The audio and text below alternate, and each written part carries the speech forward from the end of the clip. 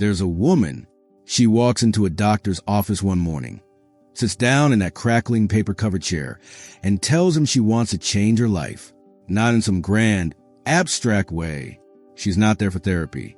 She's not there for a new diet. She wants LASIK. She wants to lose the glasses. She's worn them since she was a kid. Thick frames, fog up in the cold, sliding down her nose at the worst possible moments. And she is done with them. So she gets the surgery. And it works perfectly. Clinically speaking, it goes exactly right. She wakes up the next morning, and for the first time in maybe 30 years, she can see the ceiling without reaching for anything. The alarm clock, the window, her own hand in front of her face. Crystal clear. So she comes back for her follow-up appointment, and her doctor expects to see someone walking on air. Instead, she walks in miserable. And not like mildly disappointed, miserable. She tells him the surgery ruined her life. Those exact words. Ruin her life. The doctor is sitting there thinking, what did I miss? What went wrong? Because medically, the procedure was flawless. Her vision tested better than 2020. He's genuinely confused.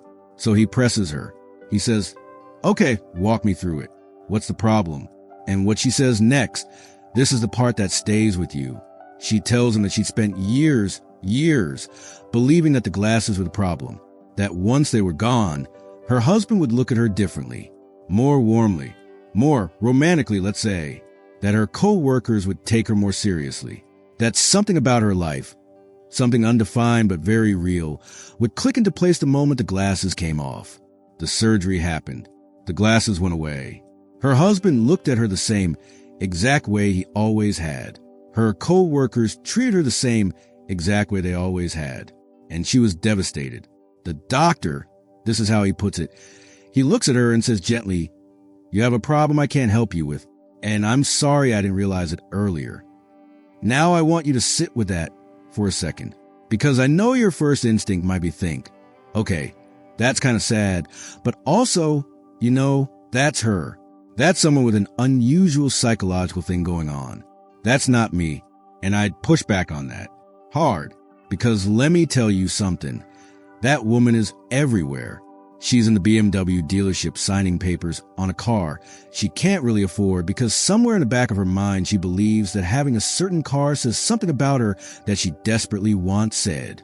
She's in a nice restaurant posting photos. She spent 4 minutes composing before the food went cold. She's in the master bedroom of a house that's slightly larger than she needs, wondering why she doesn't feel more settled. She is, in some shape or form, every single one of us at some point. And this right here is what a book called The Art of Spending Money is actually about. Now, look, quick context if you don't know the author. Morgan Housel wrote The Psychology of Money a few years back, and that book became one of the best-selling finance books of a generation.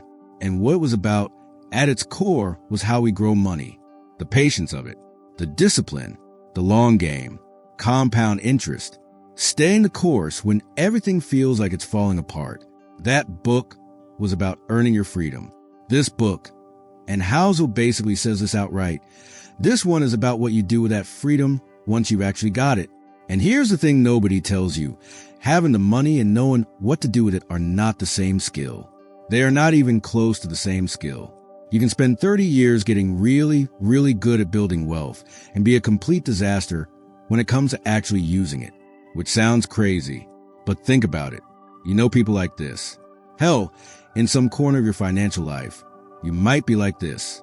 And so over the next 2 hours, and yeah, I said 2 hours. All right, stay with me here because this is worth every minute. We're going through this book piece by piece. The stories, the ideas, the characters, the psychological traps, the things about happiness and money that are hiding in plain sight, but that nobody in a personal finance YouTube video ever slows down long enough to actually sit in. We're going to meet some characters along the way. There's a guy, I'm not going to tell you much yet, but there's a guy with a chair, a $21,000 chair. And the way he talks about it, it tells you everything you need to know about the difference between having money and knowing what to do with it. We're going to talk about why the happiest people you'll ever meet aren't necessarily the richest. We're going to get into what the actual most valuable thing money can buy is. And I promise you, it's not what the ads have been selling you your whole life. And we're going to come back to this woman, the one with the new eyes, because her story isn't done. Not yet. But to understand why she did what she did, and why you and I do versions of the same thing every single time we open our wallets, we got to go back a little further first. We got to understand why nobody agrees on what's worth spending money on in the first place. And to do that, I want to introduce you to two brothers, two books, and the single cleanest idea I've ever heard about what money is actually for. All right, so before we go any further, let me give you a little context, because what we're actually doing here matters. There's this writer, Morgan Housel, and a few years back, he put out a book called The Psychology of Money. Maybe you've read it. Maybe you've seen it on every bookshelf. Maybe someone gifted it to you, and it's been sitting on your nightstand collecting dust next to 3 other books you also haven't read. No judgment. Here's what that book was about in one sentence. Earning and growing money is more emotional than it is mathematical. That's it. That's the whole thesis. And it was brilliant, because it finally gave language to something a lot of us already felt but couldn't quite articulate. Why do smart people make terrible investment decisions? Why does a guy with an MBA panic sell during a market dip? Why does someone with a 6-figure salary feel constantly broke? Because money isn't really a math problem. It's a psychology problem. And Housel spent 300 pages making that case with stories instead of spreadsheets. Massive bestseller. Translated into dozens of languages. Sold millions of copies. And then he wrote the follow-up, The Art of Spending Money. Now here's the thing, and this is the cleanest way I know to explain why that second book matters. Think about it like two brothers.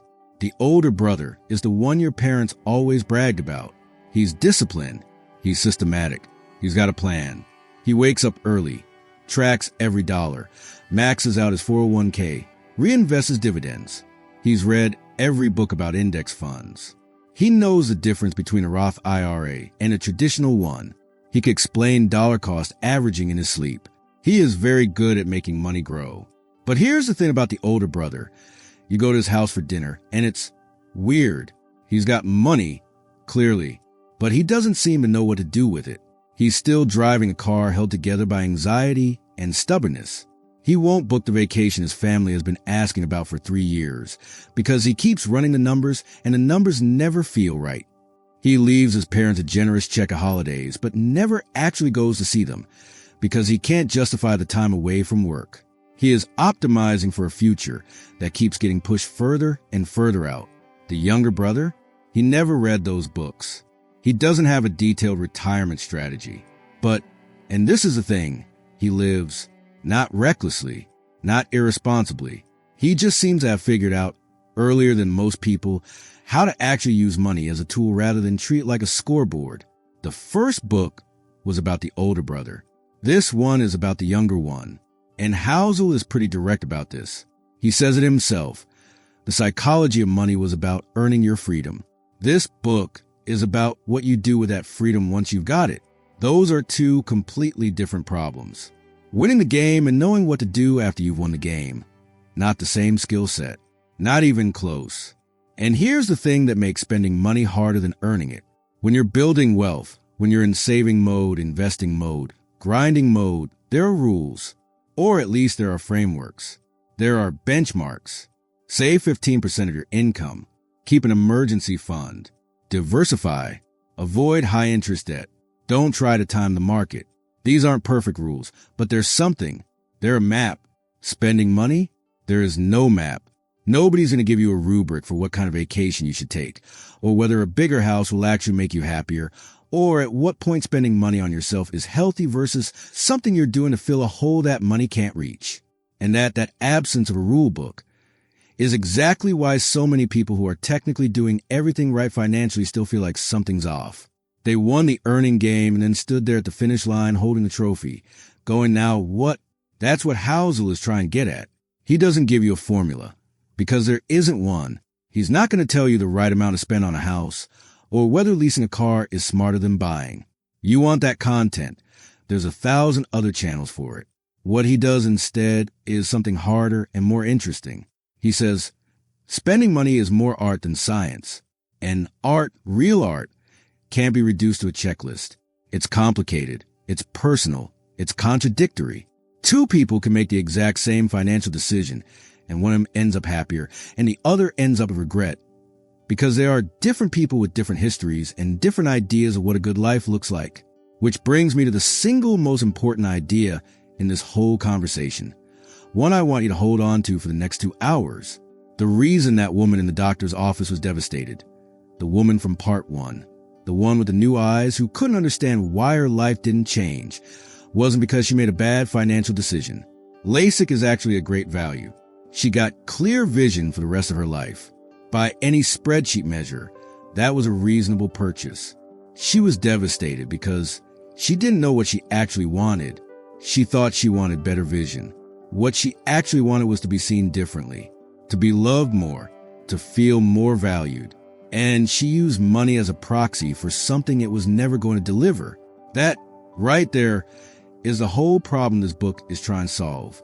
And we're just getting started, because next we're going back to Los Angeles, back to that hotel, back to the valet stand.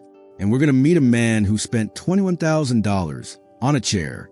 Picture this: Los Angeles, a 5-star hotel, the kind where the lobby smells like money and the staff are trained to make you feel like you belong there even when you absolutely do not. Housel's working the valet stand, college kid, sharp enough to observe, young enough to still be surprised by what he sees. And one day, the hotel hosts this event, not open to the public, invite only. It's a high-end furniture showcase, the kind of thing where the clientele doesn't flinch at price tags because the price tag is almost a point. Cars start pulling up, and Housel and the other valets are doing what valets do, talking keys, moving cars, trying to look like they're not listening to the conversations happening 2 feet away from them. Then this guy walks out, well-dressed, confident in that specific way that comes from being told you're important for a long time. He's talking to a friend mid-sentence, completely unbothered by who else might be within earshot. And he says, casually, the way you mentioned you grabbed a sandwich for lunch, that he just dropped $21,000 on an armchair. $21,000. On a chair. Housel and the other valets exchange a look. The kind of look that doesn't need words. $21,000 was, for any of them, somewhere between half a year's salary and a full one. The idea of spending that on something you sit on was so far outside their frame of reference, almost didn't compute. It wasn't even outrage. It was more like trying to picture a color that doesn't exist. And the guy clocks their expressions. He sees them. And here's the part that matters. He doesn't get defensive. He doesn't ignore them. He turns, smiles, and says, "Boys, I know, it's crazy. But when you have money, this is what you're supposed to do. I want you to really sit with those 2 words for a second, because they're doing a lot of work in that sentence. Not, this is what I wanted. Not, this is what made me happy. Not, I've always loved furniture, and this piece is genuinely extraordinary to me." He said supposed to, like there's a script, like having a certain amount of money comes with stage directions. Like somewhere along the way, someone handed him a brochure that said, "Congratulations on your financial success. Here's a list of things you are now expected to purchase." And he just followed it. Now, let me be clear. This guy isn't a villain in this story. He's not even a cautionary tale. Exactly. He's something more interesting than that. He's a mirror. Because how many decisions have you made? Maybe not for a $21,000 chair, but something where the honest answer, if you dug all the way down to it, was, this is what someone like me is supposed to do. The neighborhood you chose, the car you drive, the watch on your wrist, or the one you keep looking at online, the vacation you posted about, the kitchen renovation that made 0 practical difference in your daily life. None of that stuff is wrong, by the way. I want to be careful here. Housel isn't making the case that expensive things are bad, or that enjoying luxury means something's broken in you. That's a different, much simpler book. What he's pointing at is something more subtle, and honestly more uncomfortable. The question isn't whether the chair was worth $21,000. The question is whether he ever actually asked himself if he wanted it, or whether he just saw the price tag, heard the crowd around him approving, and felt, for maybe 30 seconds, like he'd arrived somewhere. And here's where it gets really interesting, Because Housel doesn't walk away from this moment feeling superior to the chair guy. He walks away troubled. Because he's 19 years old, and he's standing there at that valet stand thinking, is this what I'm working toward? I'm going to grind through school, build a career, sacrifice years of my life, so that one day I can stand outside a hotel and casually mention a piece of furniture that costs as much as a car? Would that actually feel like freedom? Would that actually feel like winning? He didn't have the answer at 19. Most of us don't have the answer right now, but the question is worth asking. Because the chair guy never seemed to ask it at all. He just arrived at the answer that had been handed to him by the world. He moved in. His friends bought expensive things. His peers talked about expensive things. The culture around him defined success in terms of expensive things. And so expensive things it was. And there's something almost poignant about that when you let it land. Here's this guy, successful by every conventional measure, smart enough to make real money, socially comfortable, clearly, standing outside a luxury hotel on a Tuesday afternoon. And yet the most revealing thing about him isn't the chair. It's that two-word phrase, supposed to. He's still following a script somebody else wrote. Now, I'm not going to tell you who wrote that script. Not yet, because the answer to that goes deeper than one guy at one furniture show. It goes back further than Instagram. It goes back further than television, further than advertising, further than the modern concept of luxury as we know it. It goes back to a decade that was wild even by our standards. And to get there, I need to take you back about 100 years. Back to a country that had just come through something brutal, a world war, recession, and years of grinding, suffocating scarcity. And then, almost overnight, like a coiled spring finally let go, the money started flowing. What happened next is everything about why we spend the way we do today. Let's go back to 1920s America. And I mean really go back, not the romanticized version, not the jazz and the flapper dresses and the Art Deco architecture. I mean the why, because the roaring 20s didn't just happen out of nowhere. You don't get a roar without something that came before it. What came before it was a lot. World War I ended in 1918. Before that, the devastation, the casualty lists, the grief that settled over entire towns like a permanent fog. And right on the heels of the war, a recession hit. Nothing dramatic by name, but brutal in practice. Tight credit, rising unemployment. The kind of economic squeeze that makes people careful. Careful bordering on fearful. So for the better part of a decade, ordinary Americans had lived in a world defined by scarcity. You didn't spend. You didn't show off. You held on. You made do. You wore things until they fell apart. You didn't talk about what you wanted. You talked about what you could manage. And then the lid came off. By the mid-1920s, the economy was absolutely flying. New industries, new technologies, new credit instruments that let regular people borrow and spend in ways that hadn't been possible before. Stock market climbing. Jobs everywhere. A general feeling that the bad years were finally over. And the spending that followed wasn't just enthusiastic. It was almost frantic. New cars, new clothes, new appliances, parties, restaurants, department stores packed with people buying things they didn't strictly need and buying them loudly.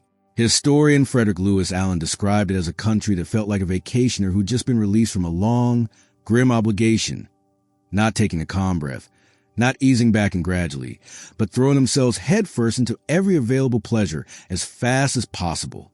Because that's what suppression does when it finally lets go. It doesn't exhale, it gasps. And this is the part that connects directly to our chair guy back at the hotel.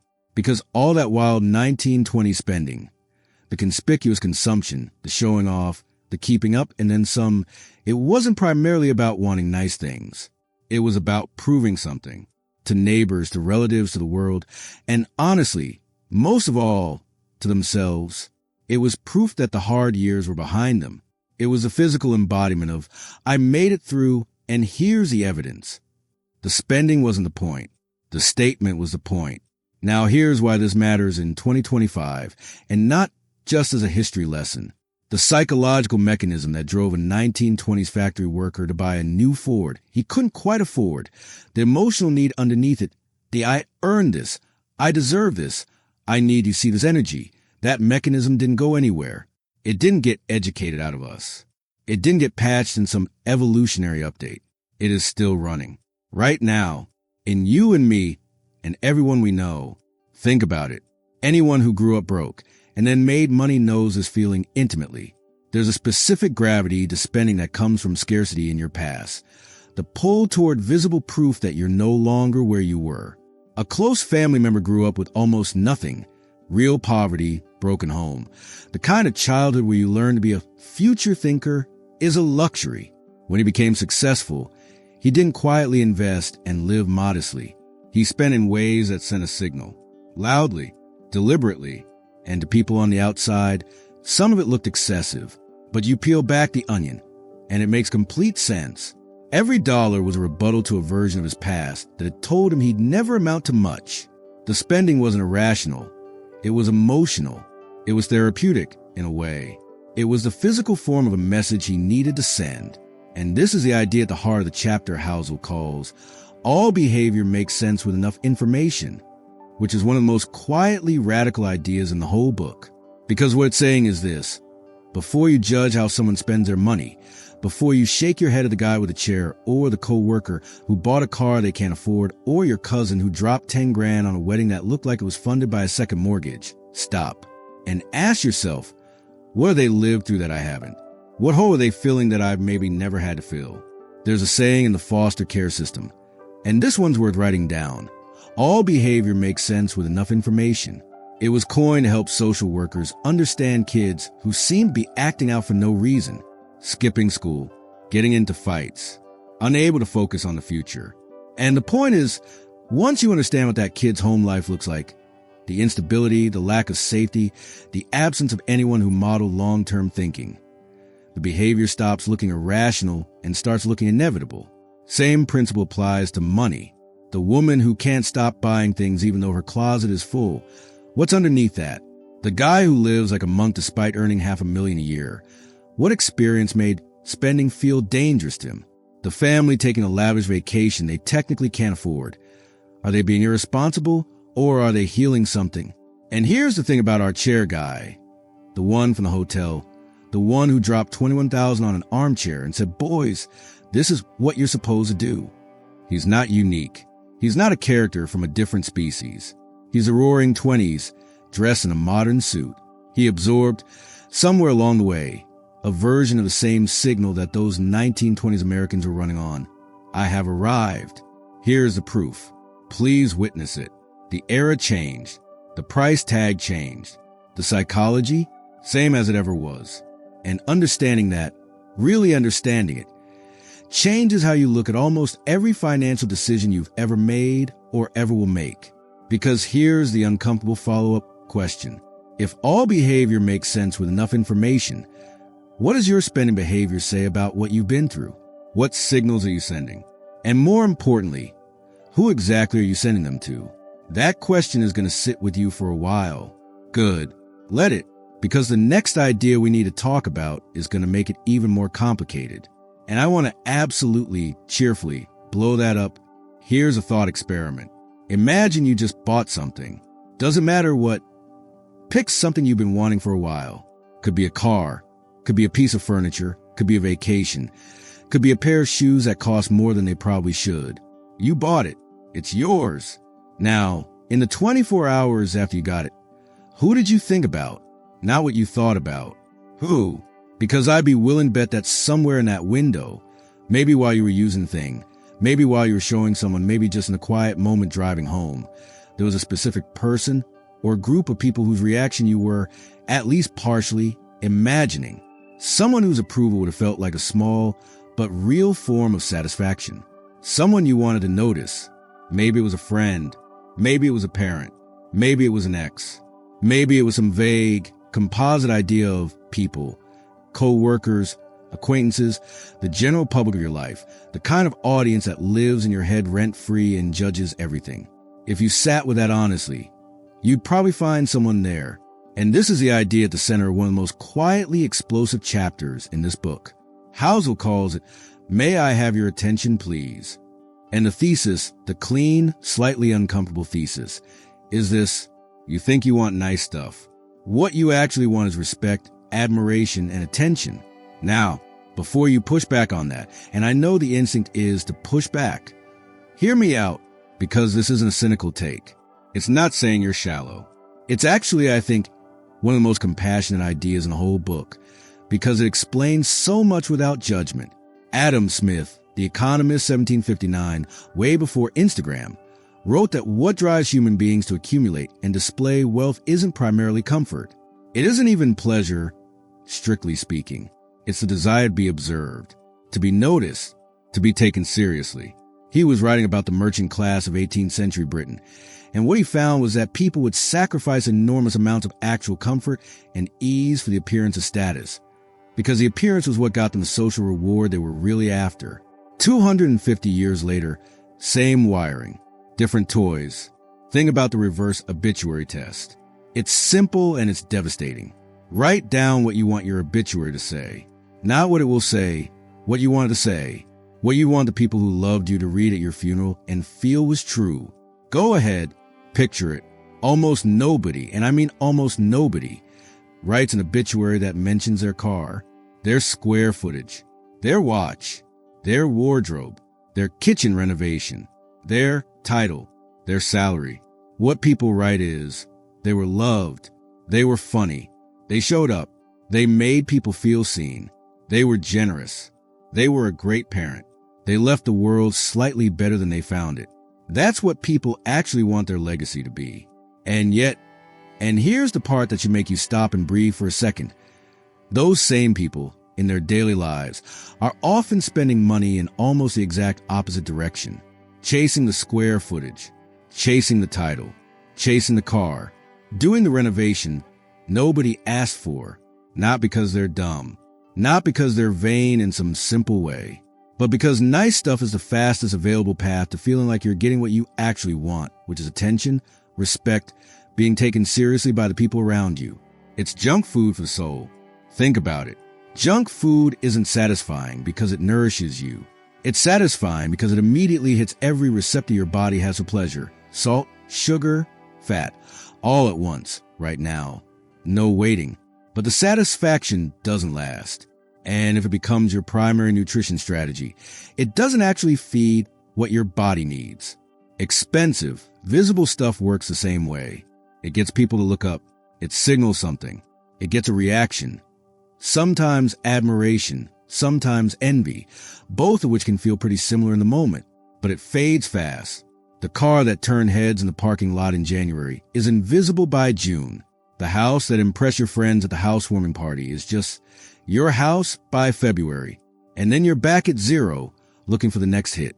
But here's the part of this idea that I think Housel handles really carefully, because the easy version of this argument is just status is bad. Stop caring what people think, live authentically. And that is not actually useful advice, because it ignores something real. Social standing matters. Being respected and admired by your community isn't vanity. It's a genuine human need. It affects your relationships, your opportunities, your mental health. The people who truly don't care what anyone thinks of them are often, honestly, not thriving. They've just replaced one problem with a different one. The real question isn't whether to seek respect and admiration. It's how. And Housel lays out a simple framework that I think is worth sitting with. There are basically three things to ask about any strategy for gaining other people's attention and respect. How effective is it? How durable is it? And who is actually paying attention? Buying visible, expensive things scores pretty well on the first one. It's fast and public, but it falls apart on the other two. The impression fades quickly, and the people who actually respond to it are mostly strangers, not the people whose respect you actually want. Your spouse doesn't admire you for your car. Your kids don't love you more for your watch. Your closest friends, the ones whose opinion you genuinely trade something for, they're measuring you by completely different criteria. Meanwhile, the things that actually earn durable, deep respect from the people who matter, kindness, humor, competence, showing up when it's hard, being genuinely interested in other people. None of those have a price tag. Former NFL wide receiver Chad Johnson, wild character, brilliant guy, once said something about this that I've never forgotten. He said he doesn't buy jewelry, doesn't flash money, because his name is bigger than anything he can purchase. There is nothing I can buy that is bigger than my name alone. That's not humility. That's clarity.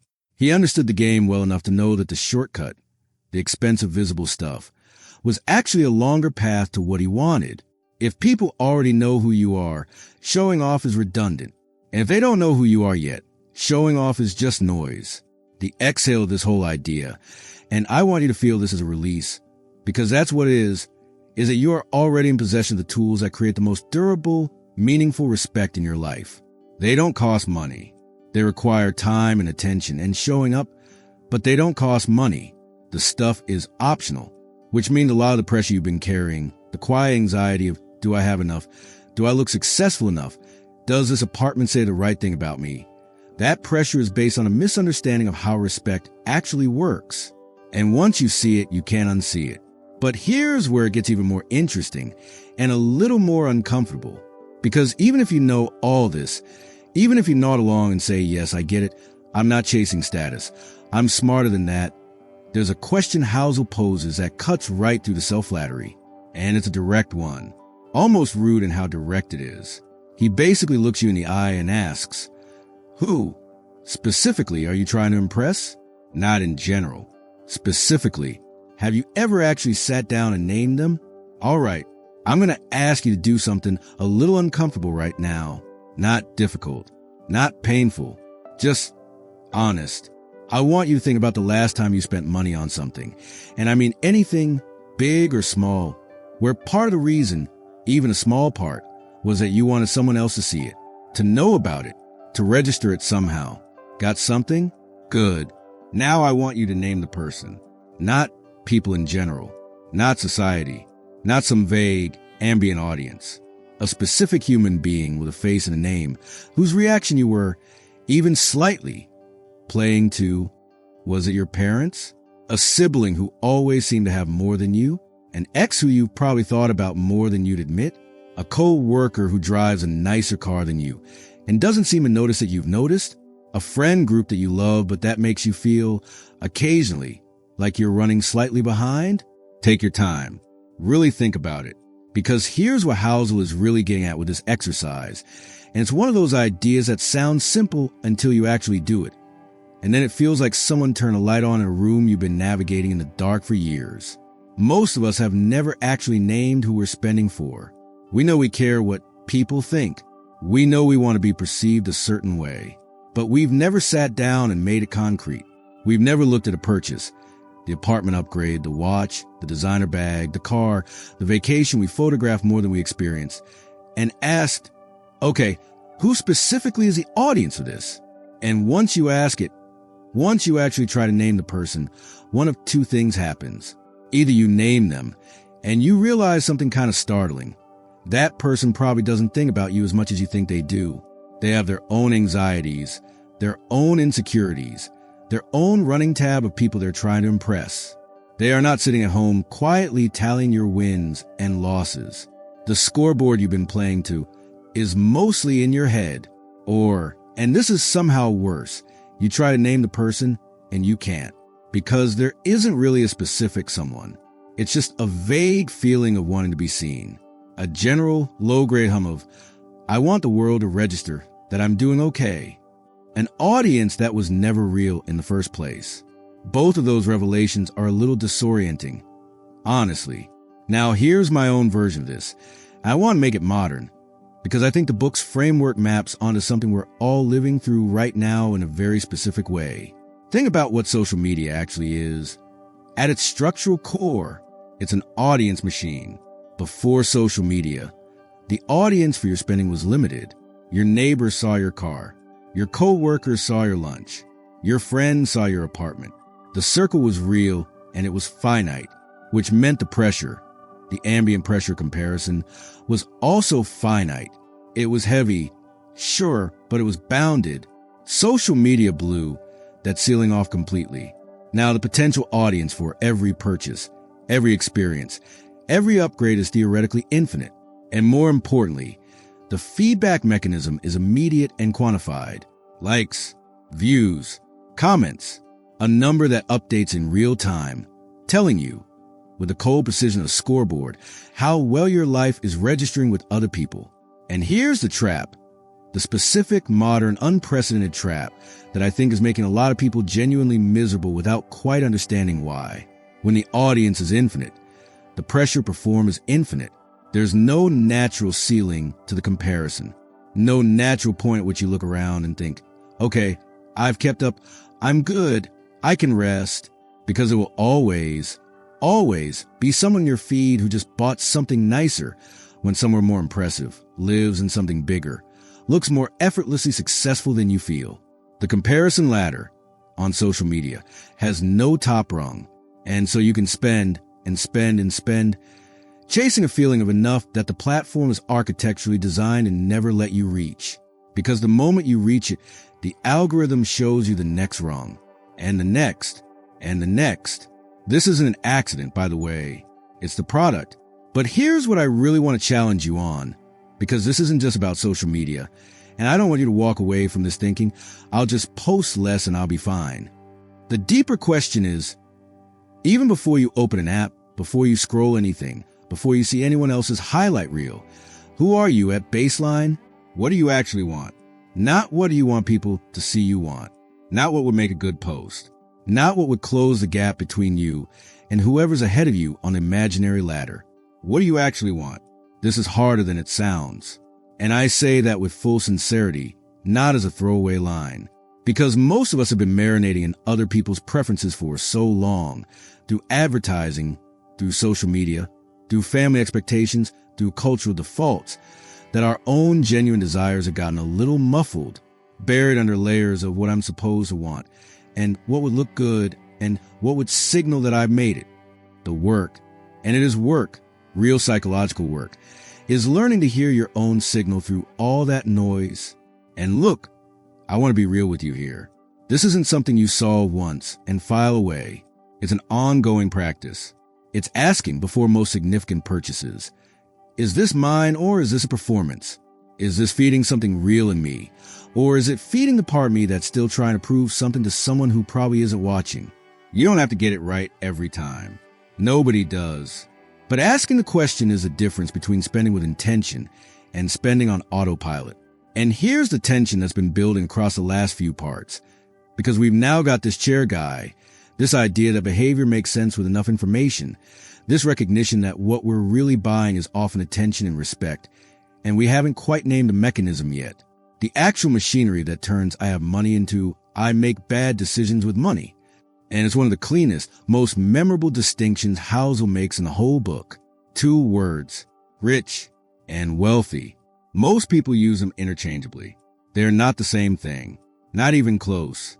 And once you understand the difference, truly understand it, not just nod at it, you will never look at a luxury car in a parking lot the same way again. 2 words. And I want you to really hear the difference between them, because most people genuinely don't. Rich and wealthy. We use those words like they're synonyms. Like wealthy is just a fancier, slightly more old money way of saying rich. Like the only difference is connotation. Rich is the version you say out loud. Wealthy is the version that gets embossed on a letterhead. But Housel draws a distinction between them that is so clean, so precise, that once it lands, it kind of reorganizes everything you thought you knew about money and success. Here's the distinction. Being rich is about income. It's about what's coming in. It's visible. It's measurable. It shows up in what you drive, what you wear, where you live, what you order, where you vacation. Rich is a thing other people can see. Rich is the external display. Rich is what the chair guy was performing at the valet stand. Being wealthy is about what you don't spend. Read that again if you need to. Wealth is the money that didn't become a car. It's the bonus that didn't become a renovation. It's the raise that didn't immediately inflate your lifestyle to match. Wealth is invisible, by definition, because it exists precisely in the gap between what you could have spent and what you chose not to. Nobody sees it. There's nothing to photograph. There's no signal it sends to anyone walking by, which means, and here's where this gets almost paradoxical, the people who look the richest are often the least wealthy, and the people who look the most ordinary are sometimes sitting on something that would genuinely surprise you. Think about it from a pure arithmetic standpoint. Two people, same income. Let's say $300,000 a year, which is real money by any honest measure. Person A spends $290,000 of it. Nice car, nice apartment, nice clothes, nice restaurants, nice vacations. Life looks impressive from the outside. Genuinely comfortable. Person B spends $200,000, lives well, but banks $100,000 a year, every year for 15 years. At the end of those 15 years, Person A has a great Instagram page and approximately nothing. Person B has something that can't be photographed. Options. The ability to walk away from a job they hate. The ability to say no to something that doesn't feel right. The ability to take a risk on something they actually believe in. The ability to weather something going wrong without the whole structure collapsing. That's wealth, not the stuff. The freedom underneath the stuff. And here's why I want to bring our chair guy back into this conversation. Because he's been waiting in the wings since part 3, and now he earns a second look. Remember him? Standing outside the hotel, casually mentioning the $21,000 armchair, telling a group of wide-eyed valets that this is what you're supposed to do when you have money. At the time, the story was about the script, about the way he seemed to be following cultural instructions rather than his own genuine desires. But look at him through this new lens. What he was doing, spending conspicuously, loudly in front of an audience, is definitionally rich behavior. He was converting money into visibility, into a signal, into proof. He was purchasing not comfort or function or genuine pleasure, but the appearance of having made it, which, by the way, is expensive, extraordinarily expensive, because maintaining an appearance requires constant reinvestment. The car depreciates. The watch goes out of style. The chair, honestly, probably just sits in a corner of a house that's too big for the life being lived in it. Every dollar that went into performing richness was a dollar that didn't go toward the invisible thing, the quiet, unphotographable thing. That actually is freedom. And I want to be careful here again, because this framework is easy to weaponize against people unfairly. Housel is not saying that spending money on nice things is bad. He's not making an argument for asceticism. He's not telling you to drive a rusted-out Honda and eat beans and rice so you can die with the biggest number in your account. He's making a more specific, more interesting argument, which is that most people are playing a game they haven't consciously chosen to play. They're optimizing for looking wealthy rather than being wealthy. And those two goals are not just different, they're actively in tension with each other. Every step you take toward looking richer pushes you, mathematically, further from being wealthier. You cannot simultaneously maximize visible richness and invisible wealth. You have to choose. Or at least, you have to be honest about the trade-off. Now, here's what makes this idea really stick. Because a clean mental model is only as useful as it is memorable. So let me give you an image. Imagine an iceberg, the part above the water, the visible part, the part that ships can see, is richness, the income, the spending, the stuff. It's real. It's there. People notice it. The part below the water, the massive, invisible, structural part, is wealth. The savings, the investments, the unspent options. It's what gives the whole thing stability. It's what determines whether the iceberg holds together in a storm or breaks apart. Most people are building the part above the water, pouring enormous energy into making the visible portion bigger, more impressive, more unmissable.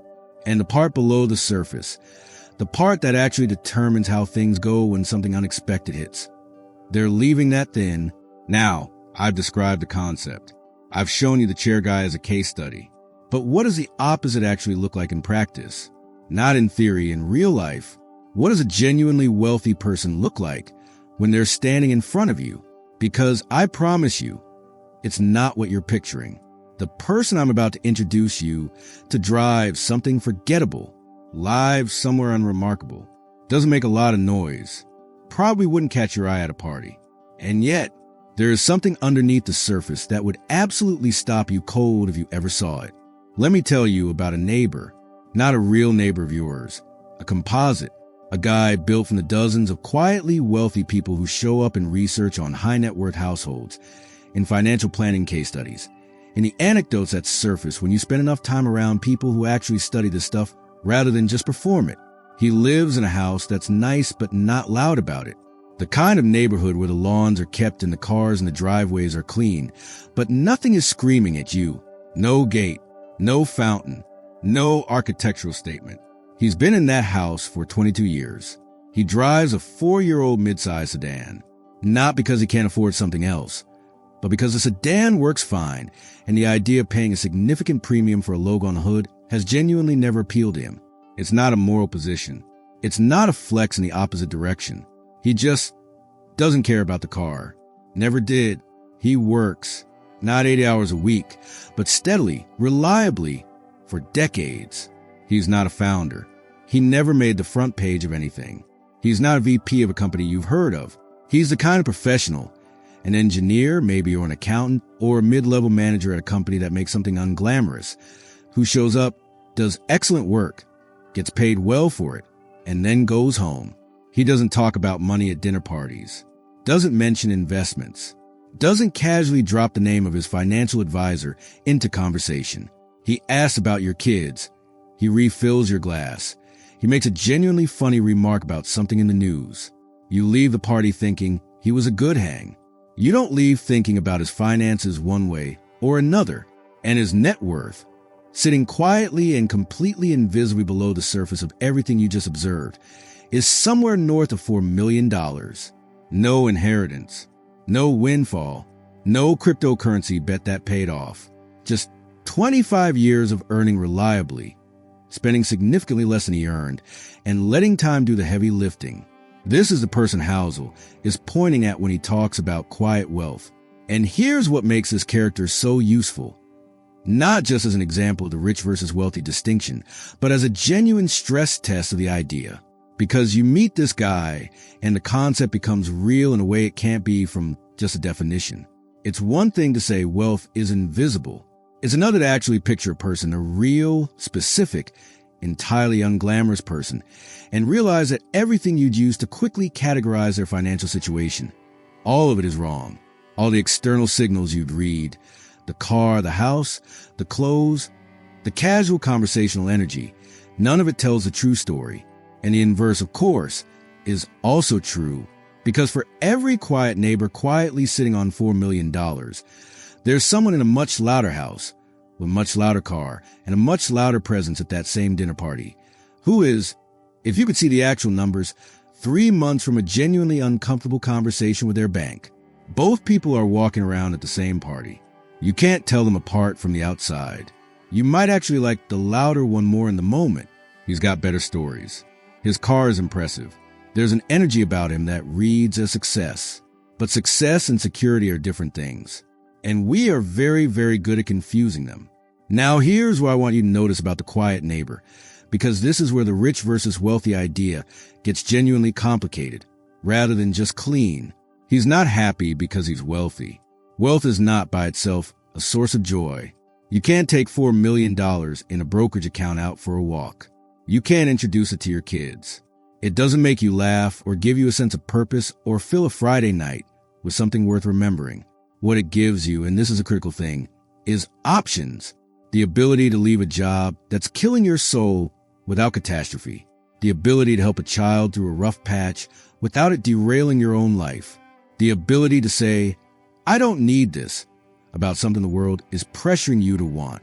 The ability to take a risk on something you actually believe in, because the downside of it going wrong isn't ruin. Options are not happiness, but the absence of options, the state of being financially trapped, unable to make a different choice even when you desperately want to, that is a very specific and very grinding form of misery. And most people, if they're honest, have felt some version of it. Stayed in a job too long because you needed the paycheck. Said yes to something that felt wrong because you couldn't afford to say no. Watched an opportunity pass because taking it would have required a financial cushion you didn't have. The quiet neighbor has something you probably couldn't see, but would immediately feel if you were him. The specific, low-hum satisfaction of knowing that the next thing life throws at you probably can't break you. That's not nothing. That's actually enormous. But here's where I want to complicate this, because I've been making the quiet neighbor sound almost saintly, and that's not quite right either. There's a version of quiet wealth accumulation that isn't discipline. It's fear. There are people who live below their means not because they made a conscious, values-driven choice to prioritize options over appearances, but because spending money genuinely terrifies them, because the memory of scarcity runs so deep that no amount of security ever actually feels like enough, because the number in the account keeps growing, but the anxiety never really goes down. Those people are wealthy by the balance sheet definition, but they're not free. They're trapped in a different way, not by debt, but by a psychological inability to let money do what money is supposed to do, which means wealth, real wealth, the kind that actually improves a life, isn't just about the number. It's about the relationship you have with that number, whether it's serving you or whether you become, quietly and without realizing it, its servant. That question, is money working for you or are you working for money, runs all the way through this book. And right now, across the country, across the world, that question is getting harder to answer clearly, because the thing the quiet neighbor was shielded from, the relentless ambient real-time pressure watching everyone else's financial highlight reel, has intensified in a way that no previous generation had to deal with. The comparison game has always existed, but something happened to it. Something got very loud, very fast, very recently, and it changed the rules of a game that was already nearly impossible to win. Here's something that sounds obvious when you say out loud, but somehow never quite lands until it does. The comparison game is not new. Humans have been measuring themselves against each other for as long as there have been humans. Keeping up with the Joneses, that phrase is over 100 years old. The anxiety of watching your neighbor prosper, the quiet sting of feeling like you're falling behind somebody, the way another person's good fortune can, in a weak moment, feel almost like a personal affront. That's ancient. That's wired in. What's new is the scale. For most of human history, your comparison pool was small. Your village, your street, your workplace, the families at your church or your school. The circle was real, it was visible, and it was bounded, which meant the pressure was real, but it was manageable. You could, at some point, look around and genuinely feel like you'd found your footing relative to the people in your actual life. Then the internet happened. Then social media happened. And the comparison pool went from a pond to an ocean, practically overnight. Now think about what that actually means in practice. Before, you compared yourself to maybe a few dozen, maybe a few hundred people in your immediate orbit. People whose full lives you actually knew. The bad days as well as the good ones. The messy kitchens as well as the clean ones. The arguments as well as the anniversaries. You had context. You knew that your neighbor's new car came with a payment they were stressed about. You knew that the colleague with a fancy vacation maxed out a credit card to get there. The full picture was available to you, even if imperfectly. Social media eliminated the full picture. Completely. By design. What you see now, every single time you open an app, is a globally curated highlight reel of the best moments from the most photogenic fraction of billions of people's lives. Nobody posts the overdraft notice. Nobody posts the argument at 11 p.m. that went sideways. Nobody posts the quiet Sunday afternoon that was actually fine, but not remarkable enough to document. What gets posted is a vacation, the promotion, the new house, the new car, the engagement ring, the restaurant with the right lighting, the body after 6 months of work, the child looking perfect in a photograph that took 12 attempts to get right. And your brain, your deeply ancient evolutionarily wired brain, processes all of that as information about your peers. It can't fully distinguish between this as a carefully selected, professionally filtered, algorithmically amplified highlight, and this is what this person's life is actually like. It just sees the signal and responds to it. The result is a comparison pool that is simultaneously infinite, worldwide, and entirely stripped of context. And you're running that comparison loop dozens of times a day, often without even consciously deciding to. The sociologist Thorstein Veblen wrote about conspicuous consumption back in 1899. The idea that people buy things not for the utility, but to display their social standing.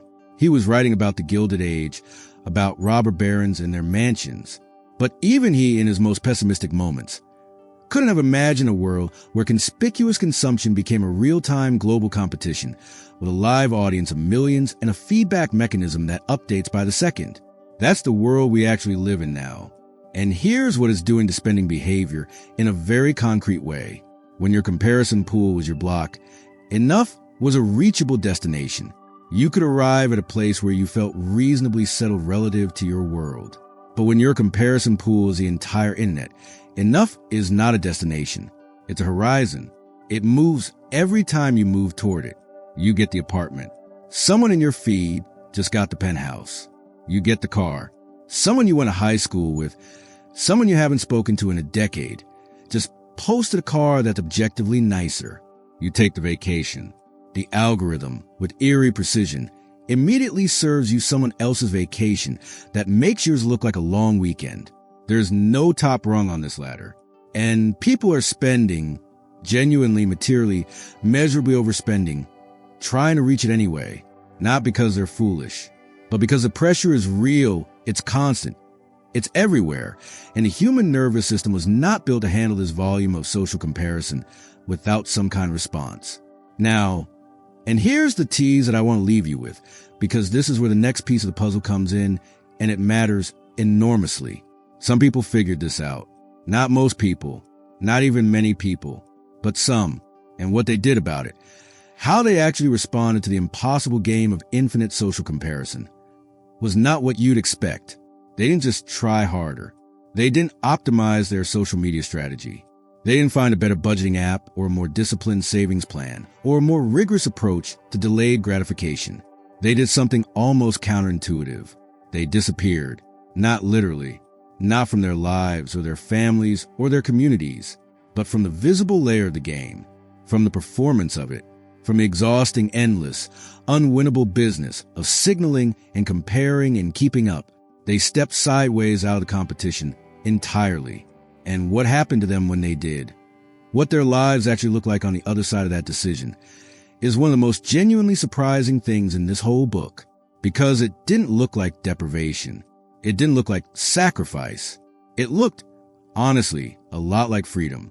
Let me tell you what it actually looks like, because opting out of the comparison game sounds great as a concept. It sounds like something you put on a motivational poster, or something a monk says in a documentary, right before the camera cuts to his beautiful mountain monastery. It sounds clean and resolved and easy. In practice, it's neither clean nor easy. And the people who've actually done it, genuinely done it, not just said they did it, look a specific kind of way that I think is worth describing carefully. Remember our quiet neighbor from part 9? The engineer, the accountant, the mid-level manager with a forgettable sedan, and the $4 million quietly accumulating below the surface? Let's go back to him, because there's more to his story than the balance sheet. Here's what his daily life actually looks like. He wakes up on a Monday morning, and his first thought is not about his net worth. It's not about what the market did overnight. It's not about whether his house has appreciated relative to his neighbors. His first thought is probably about coffee, or whatever he's working on that day, or his kids' soccer practice that evening. He goes to work. He does his job well, not perfectly, not heroically, just well, with the quiet competence of someone who's been doing it long enough to understand which parts actually matter and which parts are noise. He doesn't perform ambition. He doesn't perform busyness. He's not the first one in or the last one out, necessarily. He just does the work. He comes home. He's present, not in the therapeutic, self-congratulatory way of someone who read an article about being present and is now consciously practicing it. Just actually there, actually engaged, because he's not carrying a freight load of financial anxiety that needs to be processed in the corner of his mind all evening. On weekends, he does things he actually enjoys, not things that photograph well, not things that signal a certain lifestyle, things that, when he's doing them, make him feel like the hours were well spent. Maybe it's cooking, maybe it's hiking, maybe it's watching bad television with his wife and finding it genuinely enjoyable. He doesn't think much about what his peers are doing, not because he's incurious, but because the comparison, the constant, restless, itchy comparison, just doesn't have much real estate in his head. It moved out a long time ago. He barely noticed when it left. Now here's the question I want you to sit with. Is that life smaller than the alternative? The louder version, the visible well version, the car and the watch and the renovation and the performance of it all? And I'd argue, no, not smaller, lighter, There's a weight that comes with performance of richness that most people are carrying without fully realizing how heavy it is. The weight of maintenance, keeping the lifestyle going, keeping the signals consistent, keeping up with the previous version of yourself that you've put on display. The weight of the gap between what you're projecting and what's actually true. The weight of the comparison loop that never resolves because the ladder has no top rung. The quiet neighbor put that weight down somewhere along the way. Maybe deliberately, maybe gradually, maybe through one specific moment of clarity that reoriented everything. But he put it down, and what he got in return was not emptiness, not deprivation, not a smaller life. He got a life that was actually his. Now, and this is the part that Housel gets into with what I think is real precision. This kind of quiet wealth isn't available to people at every income level, and I want to be honest about that. There's a version of just spend less that is genuinely condescending when directed at someone who is already making hard choices between rent and groceries. That's not who this conversation is for. The psychology of scarcity is a real and brutal thing, and the advice stop caring about keeping up lands very differently depending on where you're standing. But for anyone who has crossed the threshold where the basic needs are covered, where there is genuinely some discretionary margin in the picture, the question of what to do with that margin is both real and consequential. And the default answer, which is basically inflate your lifestyle as fast as your income rises, is one that most people accept without ever quite choosing. That's the trap, not malicious, not obvious, just the path of least resistance in a culture that is very, very good at telling you what the next thing you need is. The people who opted out, who became, in their own way, invisible to comparison machine, didn't do it through heroic self-denial. They did it through a gradual, hard-won clarification of what they actually wanted versus what they've been told to want. And once that clarity arrived, the lifestyle inflation stopped feeling like progress. It started feeling like running in place on a very expensive treadmill. Here's the thing about the quiet neighbor that I haven't mentioned yet, and it changes the texture of the whole story. He's not certain he made all the right calls. He wonders sometimes if he was too cautious, if there were experiences he passed on that he'll quietly regret, if the kids would have benefited from a little more abundance and a little less modesty, if there were moments where he confused frugality with fear and called it wisdom. He's not a blueprint. He's a human being navigating a genuinely complicated question with imperfect information, doing his honest best. And that is actually the most important thing about him as a character in this story. Because the point isn't to become him. The point is to look at him and ask, what part what is do I actually want? Not the balance sheet, not the sedan, not the specific choices he made, but the quality underneath those choices, the lightness, the actual mindness of the life. That's worth wanting. But here's what the quiet neighbor story still doesn't fully answer, and what the next piece of this puzzle is really about. You can look at someone living quietly and wealthy and think, I get it. I understand the trade-off. I want to make different choices. And then you open your phone and you see what everyone else is doing and you feel the pull, the specific, physical, almost gravitational pull of the comparison. And the resolution you just made gets a little softer around the edges. Understanding a trap doesn't automatically free you from it. Knowing that the comparison game is unwinnable doesn't automatically stop you from playing. So how do you actually guard against it? How do you build something in your own head, in your own habits, that holds up against the noise? There's a concept for that, a frame for thinking about risk and regret that is different from anything the standard personal finance world talks about. And once it clicks, it changes how you think about both the big decisions and the small ones. It starts with a question an actor asked himself at the very end of his life, for words that he apparently whispered, words he didn't mean as a warning, but that function as one anyway. I want you to imagine two people, not hypothetical people, in the abstract, real people, the kind of people you probably know. The first one drives a luxury SUV, beautiful house, expensive vacations, nice restaurants, the whole package. If you saw their life from the outside, you'd probably assume they're doing incredibly well. The second person lives more quietly. Smaller house, older car, fewer visible signs of success. Now here's the question. Which one is wealthier? Most of us think we know the answer, and most of us are guessing, Because the most important bank account in someone's life is usually the one you can't see. That's the thing about money that makes it so different from almost every other status marker. If someone is 6'4", you can see it. If someone is incredibly attractive, you can see it. If someone is driving a Ferrari, well, you definitely see it. But wealth, actual wealth, that's often invisible. And the older I get, the more I think this invisibility is responsible for an enormous amount of confusion. Because human beings are visual creatures. We judge based on what we can observe. We fill in blanks with assumptions. And when it comes to money, there are more blanks than facts. Think about the person with the luxury SUV. Maybe they're rich. Maybe they're financing half their life. Maybe they're one missed paycheck away from panic. Maybe every visible sign of abundance is balanced by an invisible mountain of obligations. You don't know, and neither do I. Now flip it around.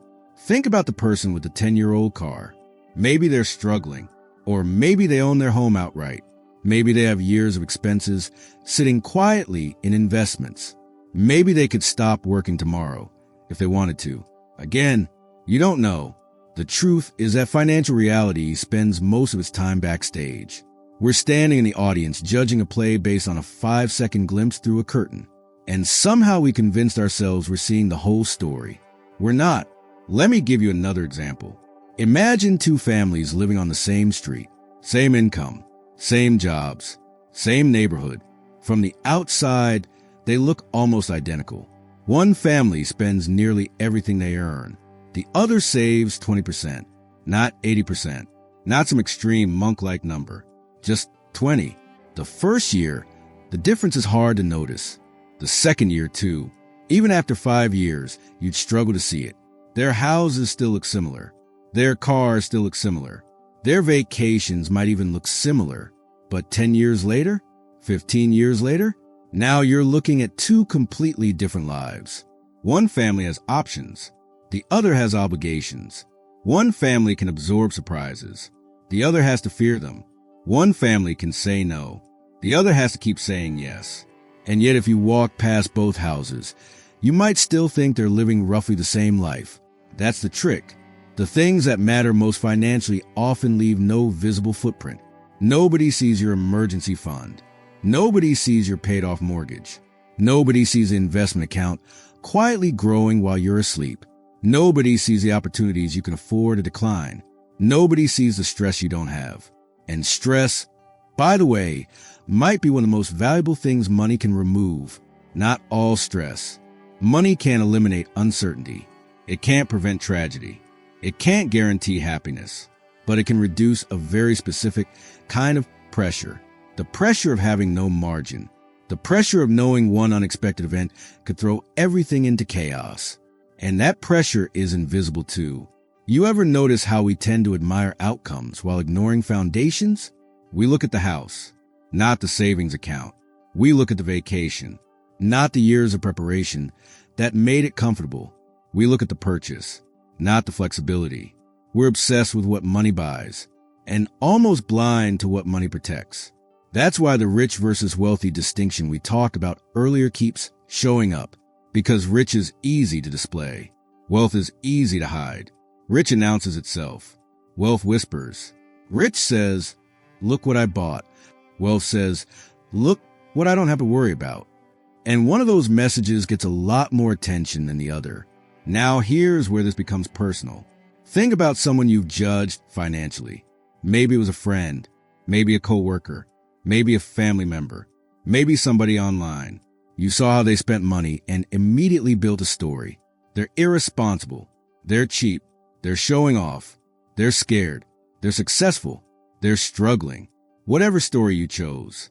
The question is, how much of that story was actually based on facts? And how much was based on visible clues attached to invisible assumptions? Because once you start paying attention, you realize that almost every financial judgment works this way. The person driving the expensive car might secretly hate the payments. The person clipping coupons might have more freedom than anyone in the neighborhood. The entrepreneur posting success photos might be terrified. The quiet employee nobody notices might be sitting on a fortune. You simply don't know. which means something interesting happens once you accept this. You become less interested in judging other people's choices and more interested in understanding your own. Because at some point, the question stops being, how do I look compared to everyone else? And becomes, what kind of life am I actually trying to build? That's a very different question. And it usually leads to very different decisions. The funny thing is that most financial mistakes aren't caused by ignorance. They're caused by imitation. People see a result. They don't see the hidden cost behind it. So they copy the visible part. They buy the car. They upgrade the house. They stretch for the lifestyle. Without realizing they're copying the costume, not the circumstances. They're reading the headline without seeing the balance sheet. And eventually reality sends the invoice. That's why understanding invisible wealth is so important. Not because it helps you judge others more accurately, but because it helps you stop using other people as measuring sticks.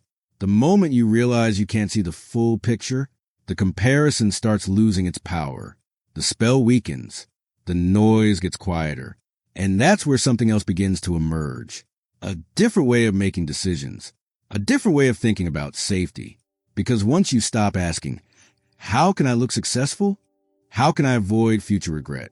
And believe it or not, some of the smartest financial decisions you'll ever make can look wasteful in the moment until the day you desperately need them. There's a famous story about an actor nearing the end of his life. A man who had spent decades in the spotlight. Success, recognition, money. The kind of life most people imagine would leave someone completely satisfied. And yet, according to the story, when he looked back on everything, four words kept surfacing. I wish I had. Not, I'm glad I bought. Not, I'm happy I earned. Not, I should have made more. I wish I had. Now, whether those exact words matter isn't really the point. The point is that almost nobody reaches the end of life haunted by the things they insured against. They regret the risks they never took, the conversations they never had, the opportunities they never pursued, the moments they assumed would always be available later. And that's where money gets interesting, because the standard personal finance conversation is obsessed with optimization, how to maximize returns, how to reduce costs, how to squeeze every last drop of efficiency from every dollar. But real life isn't an optimization problem. Real life is a regret management problem. And those are not the same thing. Let me explain. Imagine two versions of yourself. In the first version, you're perfectly optimized. Every dollar is invested.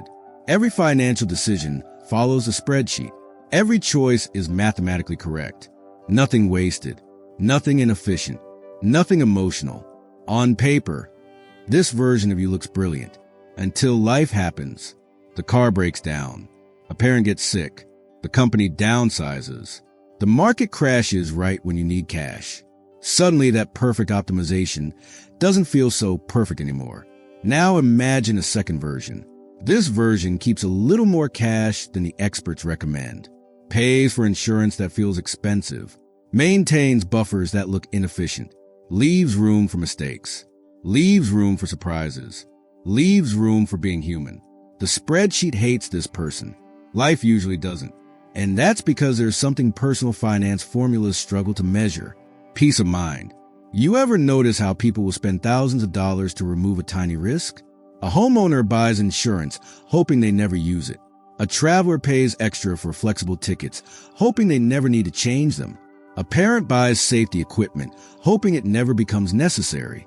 On paper, those expenses can look wasteful. After all, if nothing goes wrong, the money appears to have accomplished nothing. But that's not true. The money bought certainty, or at least a little more certainty. And certainty has value, sometimes enormous value. Think about a seatbelt. Nobody gets into a car hoping to test it. Nobody finishes a safe drive and says, well, that was a waste. The value isn't in using it. The value is knowing it's there. Financial buffers work the same way. The emergency fund sitting quietly in a savings account. The extra margin in your monthly budget. The decision to buy a slightly smaller house than the bank says you can afford. The choice to keep some cash instead of investing every penny. These things often look inefficient until they don't. until the day life punches you in the face. And eventually life punches everybody. Not because you're unlucky, not because you did something wrong, because that's the admission price of being alive. Something eventually goes sideways. The timing just changes. And here's what fascinates me. People rarely regret having too much margin. They regret having too little. Nobody says, I really wish I'd been stretched even thinner. Nobody says, I wish I had less flexibility. Nobody says, I wish I had taken on just a little more risk right before everything fell apart. The regret usually runs the other direction. And that's why the idea of regret minimization is so powerful, because it shifts the question. Instead of asking, what's the highest possible return? You start asking, what decision will still make sense if things don't go according to plan? Those questions often lead to very different answers. Take investing. The mathematically perfect portfolio doesn't matter if you panic and sell during the first major downturn. A slightly less efficient portfolio that helps you sleep at night might actually produce better real-world results, because the best strategy isn't the one that works on paper. It's the one you can stick with. The same thing applies everywhere. Business, career choices, home ownership, relationships. Almost every major decision in life contains some trade-off between optimization and resilience, between maximizing upside and minimizing future regret. And the older I get, the more I suspect resilience wins more often than people think. Because life isn't played once. It's played continuously, year after year, decade after decade. The goal isn't surviving one storm. The goal is staying standing through many of them. Now here's where this connects back to something we talked about earlier. Remember the woman from the beginning of this video, the woman who got the surgery she wanted and still felt devastated afterward. At first glance, her story seemed irrational. How could getting exactly what you wanted create pain? But maybe it wasn't irrational at all, because what she lost wasn't practical. It wasn't financial. It wasn't measurable. It was emotional, a piece of identity, a sense of familiarity, a connection to who she had been. And once that disappeared, the regret arrived, not because the decision was objectively wrong, but because human beings experience decisions emotionally, not mathematically. That's true for eyesight, and it's true for money. The biggest financial mistakes people make are often attempts to avoid short-term discomfort. The biggest financial successes often come from avoiding long-term regret. Those are very different goals. One is reactive. The other is reflective. One asks, what feels good today? The other asks, how will I feel about this years from now? And if you're honest, that's a harder question, because it forces you to imagine a future version of yourself, a version that knows things you don't know yet, a version that's lived through outcomes you can't currently see, a version that may care about entirely different things than the version listening to this right now. And that future version of you has a vote, maybe the most important vote of all, because eventually that's the person you're becoming. And when you start making decisions with that person in mind, something remarkable begins to happen. Money stops feeling like a scorecard. It starts feeling like a tool for building a life that's not just richer, but harder to regret. And once you begin thinking that way, another question naturally appears. If the goal isn't maximizing every dollar, then what exactly should money be maximizing? What are the people who seem genuinely happy with money actually optimizing for? Because it turns out the answer has very little to do with luxury and almost everything to do with something far more valuable. So what are the happiest people actually optimizing for? Not the richest, not the most famous, not the people with the biggest houses or the most impressive investment portfolios. The happiest, because those aren't necessarily the same group. And I think this is where a lot of money advice accidentally breaks down. It assumes that the goal is always more income, more assets, more growth, more accumulation, more optimization, more. But if you've lived long enough, you've probably met at least one person who completely breaks that formula. Somebody who isn't extraordinarily wealthy, somebody who doesn't have everything, and yet somehow they seem content, not excited all the time, not floating through life in a permanent state of bliss, just comfortable in their own skin, steady, grounded, satisfied. And when you spend enough time around people like that, you start noticing something. The thing they value most isn't money itself. It's control. Control over their time. Control over their attention. Control over their relationships. Control over how their days actually unfold. Now think about how different that is from the way most people define financial success. Most people imagine success as ownership, the bigger house, the nicer car, the upgraded lifestyle. But the people who seem genuinely happy often care more about ownership of something else entirely, their schedule. Because a strange thing happens when you ask people about their best memories. Almost nobody starts listing possessions. Nobody says, the best day of my life was when I upgraded my refrigerator. Nobody says, I still think about that incredible mortgage. Nobody says, that investment account statement from 2018 really changed everything. They talk about moments, experiences, people, time, the summer they spent with their kids, the trip they almost didn't take, the friend they stayed up talking with until 2 a.m, the hobby that unexpectedly became a passion, the random Saturday that turned into a story they'll tell forever. That's what survives. That's what sticks. And yet it's amazing how often we sacrifice those things in pursuit of things that don't. Look, I'm not arguing that money doesn't matter. It absolutely matters. Anyone who says otherwise is usually speaking from a position where they've forgotten what financial stress feels like. Money solves real problems. It creates options. It creates security. It creates breathing room. But after a certain point, the relationship starts to change. Because once your basic needs are met, the question becomes less about how much money you have and more about what that money allows you to do. Or maybe more importantly, what it allows you to stop doing. Stop taking work you hate. Stop tolerating toxic situations.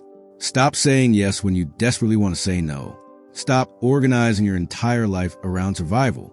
That's a very different form of wealth. And strangely enough, it's also a much less visible form of wealth. Nobody sees flexibility. Nobody sees reduced stress. Nobody sees freedom. Nobody sees the argument you didn't have because financial pressure wasn't hanging over the room. Nobody sees the opportunity you were able to take because you had margin. Nobody sees the panic attack that never happened. But those things matter, sometimes more than the things people can see. I remember hearing about a successful executive who spent years chasing promotions. Every promotion brought more money, more prestige, more responsibility, and for a while it felt worth it. Then one day he looked around and realized something. He had become extremely good at earning money, but he had become increasingly disconnected from the life he originally wanted the money for. His calendar owned him. His phone owned him. His obligations owned him. The money was there. The freedom wasn't. And that's a painful realization, because somewhere along the way, the goal quietly changed without him noticing. You see this happen all the time. People start chasing money because they want freedom. Then they accidentally sacrifice freedom to get more money. It's one of the strangest traps in modern life. The thing you wanted becomes the thing you trade away. And that's why expectations matter so much. Maybe more than income. Because happiness has a weird relationship with reality. It's not just about what happens. It's about what you expected to happen. Two people can experience the exact same outcome and feel completely differently about it. One feels grateful. The other feels disappointed. Not because reality changed, because expectations did. And money amplifies this. A raise that felt life-changing 5 years ago feels ordinary today. The house you once dreamed about becomes normal. The car loses its smell. The promotion becomes your baseline. Humans adapt incredibly fast, which is both a blessing and a curse. The blessing is that we recover from hardship better than we expect. The curse is that we normalize success faster than we expect. The finish line keeps moving. And if you're not careful, you spend your whole life chasing a horizon, always approaching, never arriving. The happiest people seem to understand this instinctively, not perfectly. Nobody does, but better than most. They don't expect every purchase to transform their lives. They don't expect money to solve emotional problems. They don't expect success to permanently eliminate insecurity. And because their expectations are more grounded, their appreciation tends to last longer. That's not pessimism. It's actually the opposite. It's gratitude.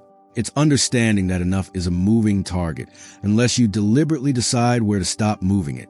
Think about that for a second. Enough is a decision, not a number. A decision, because there will always be a bigger house, a nicer neighborhood, a more impressive vacation, a wealthier friend, a higher benchmark. The comparison machine never runs out of fuel. So eventually you have to make a choice, not about how much you can get, but about what is actually sufficient. What is enough for the life you're trying to build? And that's where things begin to get interesting. Because once you stop measuring success by visibility, independence is one of those words that sounds obvious until you really stop and examine it. Everybody wants it. Almost nobody defines it. Ask 10 people what financial independence means, and you'll get 10 different answers. Some people imagine private jets and beach houses. Others imagine retiring at 40. Some imagine never working another day in their lives. But I think the real version is much quieter than that, much simpler. And because it's simpler, it's also much easier to miss. Let me put it this way. Imagine your boss walks into your office tomorrow and asks you to do something you know is wrong. Not illegal, not dramatic, just wrong. Maybe it violates your values. Maybe it treats people unfairly. Maybe it crosses a line you don't want to cross. What happens next? For some people, the answer is immediate. They have no choice. The paycheck is too important. The bills are too close. The margin is too thin. They swallow their opinion and do it, not because they're weak, because they're trapped. Now imagine someone else in the exact same situation. Same boss, same request, same pressure. But this person has options, savings, flexibility, breathing room, the ability to walk away if necessary. Suddenly the conversation changes. Suddenly they're negotiating from a position of strength, not because they're smarter, not because they're tougher, because they have independence. And independence changes everything. That's why I've always thought freedom is the hidden dividend of wealth. Nobody talks about it enough. People focus on returns. They focus on percentages. They focus on account balances. But the most important return money generates often never appears on a statement. It's the ability to make decisions based on what you want instead of what you're forced to do. And once you notice that, you start seeing it everywhere. You see it in careers. You see it in relationships. You see it in business. You see it in everyday life. The people who seem most at peace are often the people with the greatest ability to choose. Not necessarily the people with the most stuff, the people with the most choices. There's a difference, a huge difference, because having money and having freedom are not always the same thing. In fact, sometimes they're opposites. Think about the executive we talked about earlier, the one with the impressive title, the big paycheck, the corner office. From the outside, he looked successful. But if every decision in his life was controlled by obligations, was he actually free? If he couldn't take a month off, if he couldn't change careers, if he couldn't spend an afternoon with his family without checking emails every 10 minutes, then what exactly did all that money buy him? Look, I'm not saying ambition is bad. Far from it. Some of the happiest people in the world are deeply ambitious. They love building things. They love solving problems. They love the challenge. The issue isn't ambition. The issue is dependence. It's when your lifestyle becomes so expensive that every future decision gets made for you. That's where things start getting dangerous. Because lifestyle inflation has a sneaky way of disguising itself as success. You get a raise. You upgrade the apartment. You upgrade the car. You upgrade the vacations. You upgrade the restaurants. Nothing feels irresponsible. Each step seems reasonable, deserved, even. Then one day you wake up and realize something strange. Your income doubled, but your freedom didn't. Maybe it even shrank. Now you're maintaining a machine, a very expensive machine, and the machine constantly needs feeding. That's when wealth starts owning you instead of serving you. And honestly, that's one of the saddest financial outcomes I can imagine. Not being poor, being trapped, because poverty limits options, but so can excess, just in a different way. The person drowning in debt isn't free. Neither is the person trapped inside a lifestyle they secretly can't sustain. The chains are different. The result is often the same. And here's the fascinating part. Most people don't notice it happening. Nobody wakes up and says, "Today I'd like to become financially imprisoned." It happens gradually. One decision at a time. One upgrade at a time. One justification at a time. Until eventually the life you're maintaining becomes more important than the life you're actually living. That's why some of the wealthiest people you've ever met don't look wealthy at all. They're protecting something more valuable than appearances. They're protecting optionality, the ability to pivot, the ability to wait, the ability to say no, the ability to leave, the ability to change their minds. Those things don't show up on Instagram, but they're priceless. In fact, if you really think about it, optionality might be one of the most underrated assets in the world because the future is unpredictable. Your goals will change. Your interests will evolve. The person you'll be 10 years from now may want completely different things than the person you are today. And when that happens, flexibility becomes incredibly valuable. The problem is that flexibility often looks boring in the present. Cash sitting in an account doesn't impress anyone. A smaller mortgage isn't exciting. Living below your means doesn't generate admiration. But boring decisions have a habit of producing extraordinary freedom later. And freedom compounds, just like money, maybe even more powerfully. One extra choice today creates 2 extra choices tomorrow. Those choices create opportunities. Those opportunities create more choices. And before long, you built something most people spend their entire lives searching for. The ability to direct your own life. Not perfectly, not completely. Nobody gets complete control. Life doesn't work that way. But enough control to matter. Enough control to spend your days according to your values rather than your obligations. Enough control to make decisions from confidence instead of fear. Enough control to sleep a little better at night. And when you start seeing money through that lens, something interesting happens. The goal stops being to accumulate the maximum amount possible. The goal becomes preserving the maximum amount of freedom possible. That's a completely different game. And it leads to a question that's uncomfortable for a lot of people. Because if freedom is the real goal, then why do so many high earners feel trapped? Why do so many successful people secretly feel like they can't step off the treadmill? Once you stop measuring it by comparison, once you stop measuring it by accumulation alone, you start discovering a different metric entirely. A metric that's almost invisible from the outside, but impossible to miss once you feel it. A sense that your life belongs to you. And that realization leads directly to one of the most important ideas in this entire conversation. Because if happiness comes from having control over your life, then the most valuable thing money can buy isn't comfort. It isn't luxury. It isn't status. It's independence. And once you see that, you start looking at every dollar differently. Why do people with more money than they ever imagined still feel financially cornered? The answer lies in a trap so common that millions of people walk into it without realizing it. A trap hidden behind raises, promotions, bigger houses, and lifestyles that look successful from the outside. The kind of trap that puts golden handcuffs around your wrists and convinces you they're jewelry. Here's the uncomfortable truth about golden handcuffs. Most people don't notice them when they're being put on because they don't arrive looking like a problem. They arrive looking like success, a bigger paycheck, a nicer title, a better neighborhood, an upgraded lifestyle, the kind of things people congratulate you for, the kind of things you're supposed to want. And that's what makes them dangerous. If somebody offered to lock you in a cage, you'd refuse immediately. But if somebody offered to double your income, you'd probably at least listen. Most of us would. And that's where the story usually begins. Picture a guy in his early 30s, smart, ambitious, hardworking, the kind of person who gets promoted faster than expected. Every few years, his income jumps. Nothing dramatic at first, just enough to make life a little easier. A slightly better apartment, a nicer vacation, maybe a new car, reasonable upgrades, completely understandable. Then another promotion comes, and another, and another. By 40, he's earning more money than he ever imagined. The younger version of himself would be stunned, proud, even, this is what success was supposed to feel like. Except, it doesn't, not entirely.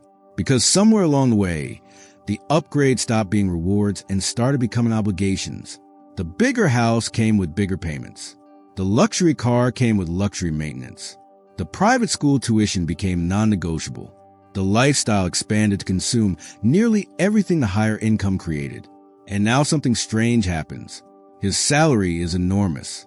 His freedom isn't. In fact, he secretly feels less free than he did 10 years ago, back when he earned half as much, maybe even a third as much, because back then, he could afford to take risks. Back then, he could walk away. Back then, he could survive uncertainty. Now, too many people depend on him. Too many bills require feeding. Too many commitments have become permanent. And suddenly the high-paying job he once celebrated starts feeling like something else entirely. Not an opportunity, a requirement. That's the trap. And it's everywhere. You see it in executives who desperately want to quit, but can't imagine replacing their income. You see it in entrepreneurs who built successful businesses and somehow became prisoners inside them. You see it in professionals who spend years chasing promotions only to discover they've accidentally created a life they can't afford to leave. They're rich on paper, but broke on time. That's the phrase I keep coming back to. Broke on time. Because money isn't the only thing people run out of. Sometimes people run out of flexibility. Sometimes they run out of energy. Sometimes they run out of permission to make a different choice. And those shortages can be just as painful. You know what's fascinating? Ask most people what they'd do if they suddenly had complete financial security. Not billionaire money. Just enough. Enough that they genuinely didn't have to worry. And the answers are rarely extravagant. Most people don't say they buy 10 sports cars. Most people don't say they build a mansion. They say things like, I'd spend more time with my kids. I'd travel. I'd start a business. I'd learn something new. I'd work fewer hours. I'd move closer to family. I'd write that book. I'd finally try that thing I've always wanted to do. Notice what's happening there. They're not describing purchases. They're describing freedom.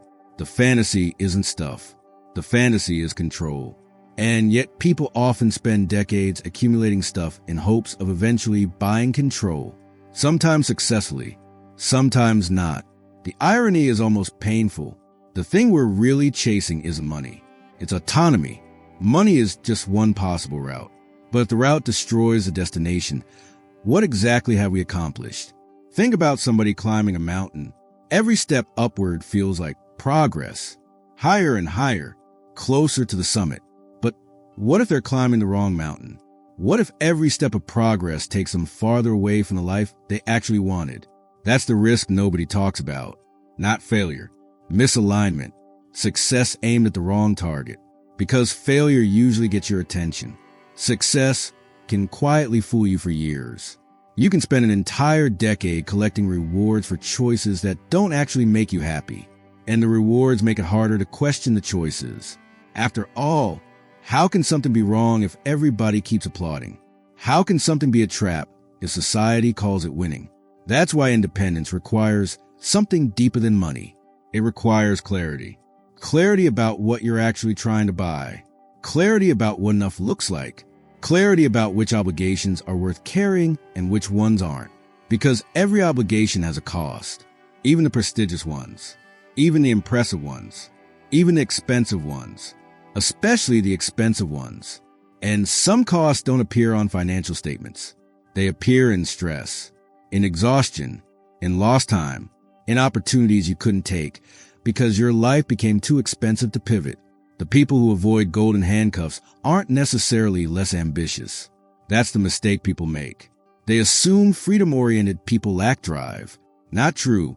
Many of them are intensely ambitious. They simply direct their ambition differently. Instead of maximizing visible success, they maximize flexibility. Instead of asking, how much can I earn? They also ask, what will this cost me? Not financially, personally, emotionally, time-wise, because every dollar has an invisible shadow attached to it. The responsibility required to maintain it, the expectations that come with it, the sacrifices hiding behind it. And once you start seeing those shadows, you can't unsee them. Suddenly, the highest paying option isn't automatically the best option. The most prestigious path isn't automatically the smartest path. The biggest opportunity isn't automatically the most valuable opportunity. Sometimes the best choice is the one that preserves room to breathe, room to think, room to change, room to become someone different 10 years from now. Because the future version of you will not be identical to the current version. That's guaranteed. The challenge is building a life flexible enough to accommodate that reality. And here's where things get even more complicated. Because some of the strongest chains people carry aren't financial at all. They don't show up in budgets. They don't appear on credit reports. You can't calculate them on a spreadsheet. Yet they quietly influence thousands of spending decisions. They're obligations of a different kind. Expectations, appearances, social pressure. The invisible debts we owe to family, friends, co-workers, and complete strangers. And those debts can sometimes be even harder to escape than the financial ones. The strange thing about social debt is that nobody sends you a bill for it. There's no monthly statement, no interest rate, no payment schedule. And yet some of the most expensive decisions people ever make are driven by it. Not because they want to, because they feel like they have to. Think about the last wedding you attended. Not your wedding. Somebody else's. Maybe it was local. Maybe it was across the country.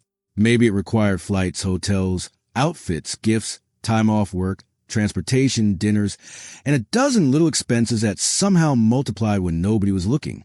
By the end, maybe you spent far more than you originally planned. And if someone asked why, you probably wouldn't say, because I wanted to maximize financial efficiency. You'd say something much more human. They're family. He's my best friend. I could not go. And that's the fascinating thing, because in that moment, you weren't spending money. You were paying a social obligation, a social debt, one that exists entirely in your head, and yet feels completely real. Now, before we go any further, I want to be careful here. Social obligations aren't bad. Far from it. Most of what makes life meaningful comes from obligations. Love is an obligation. Friendship is an obligation. Family is an obligation. Community is an obligation. The people who matter most to us often require sacrifice. That's not a flaw. That's the point. The problem starts when you stop choosing those obligations and start inheriting them automatically. When expectations quietly become commands. When appearances become requirements. When I want to slowly transforms into I have to. And money is one of the places where this transformation hides best. You see it everywhere. The destination bachelor party that costs $3,000. The luxury baby shower that somehow requires a registry worth more than your first apartment. The holiday gifts purchased out of guilt rather than affection. The family member who expects financial help because you become the successful one. The friend group whose spending habits quietly determine your own. None of these expenses appear under a category called social pressure. They appear as travel, entertainment, gifts, dining, lifestyle. But underneath them is something deeper, the desire to belong. And belonging is powerful, probably more powerful than most financial advice acknowledges. Because human beings are tribal creatures. We've always been tribal creatures. For most of history, being excluded from your group wasn't emotionally painful. It was dangerous, potentially fatal. Our brains still carry echoes of that reality, which means rejection feels bigger than logic. Much bigger. That's why perfectly intelligent people make financial decisions that seem irrational from the outside. They're not optimizing for money. They're optimizing for acceptance. And sometimes acceptance wins. Actually, a lot of the time acceptance wins. Imagine two people receiving the exact same invitation. Same event, same cost, same circumstances. One person declines immediately. No guilt, no anxiety. No second guessing. The other spends 3 days stressing about it. What will people think? Will they seem cheap? Will someone be offended? Will they miss out? Will they look unsuccessful? The financial cost is identical. The emotional cost is completely different. And that's what makes social debt so difficult to manage. Because the pressure rarely comes from other people directly. It comes from the stories we tell ourselves about what other people might think. Sometimes those stories are accurate. Often they aren't. But our brains react to both versions the same way. And that's expensive. Not just financially, emotionally, mentally, psychologically. You carry these invisible obligations around like backpacks full of bricks. And after a while, you stop noticing the weight until somebody else points it out, or until you put the backpack down for a moment and suddenly realize how heavy it was. I remember talking to someone who finally admitted something they'd been feeling for years. Every purchase they made was being run through an imaginary committee, not an actual committee, an imaginary one. Family, friends, co-workers, neighbors, people from high school they hadn't spoken to in 15 years, people online they'd never met. Everybody had a vote. Everybody had an opinion. Everybody occupied space inside their head. And eventually they asked themselves a simple question. What would I buy if nobody knew about it? Not nobody approved of it. Nobody knew about it. That's a very revealing question, because suddenly the audience disappears. The performance disappears. The expectations disappear. And what's left is often much closer to your authentic preferences. Maybe you drive a different car. Maybe you'd live in a different neighborhood. Maybe you'd spend more on certain things and dramatically less on others. Maybe you discover that half your spending has nothing to do with you at all. It's fascinating how many financial decisions are actually social decisions wearing financial costumes. And once you notice that, you begin spotting another pattern. The people with the greatest freedom are often the people who became comfortable disappointing others at least a little, not in a cruel way, not in a selfish way, just in a healthy way, because complete freedom from judgment doesn't exist. Somebody will always disagree with your choices. Somebody will always think you're spending too much, or too little, living too large, or too small, taking too much risk, or not enough. There's no universal approval waiting at the end of the road, which means if approval is the goal, the game never ends. But if alignment is the goal, if building a life that genuinely fits you is the goal, then suddenly some of those invisible debts start losing their power. You stop trying to satisfy every audience. You start focusing on the people who actually matter. And that's where a remarkable shift begins. Because every social obligation you consciously decline creates a little more space, a little more margin, a little more freedom. Not freedom from people. Freedom to choose your people. Freedom to choose your priorities. Freedom to direct your resources toward the things that genuinely matter to you. And over time, something unexpected happens. Those small choices start compounding. Quietly, almost invisibly, just like savings, just like investments, just like wealth itself. Tiny decisions repeated over and over again begin creating enormous differences in outcome. Not overnight, not dramatically, but steadily.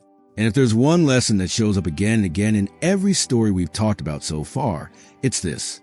The biggest transformations in life are rarely explosive. They're cumulative. 1,000 tiny choices, 1,000 ordinary days, 1,000 moments where nobody is watching. Which brings us to one of the most underrated ideas in the entire discussion about money. An idea so boring that most people overlook it completely. And yet it's responsible for more freedom, more security, and more happiness than almost any dramatic financial move you'll ever make. The quiet power of things that compound. The funny thing about compounding is that everybody understands it intellectually. Almost nobody feels it emotionally. You tell someone that a small amount of money invested consistently can become something enormous over time, and they nod.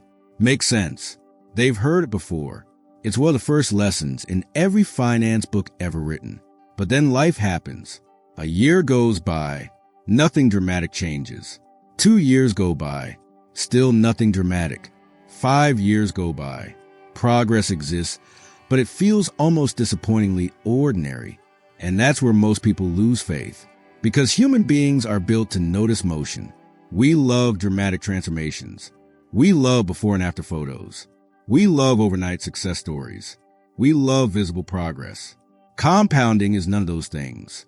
Compounding is boring, at least in the beginning. Imagine planting a tree.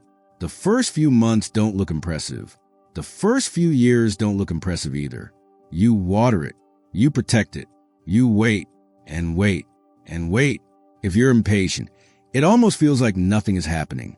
Then one day you look up and realize you're standing in the shade of something that didn't exist before. The growth was always happening. You just couldn't see it. Money works like that. Relationships work like that. Skills work like that. Freedom works like that. Especially freedom. Because here's something people rarely talk about.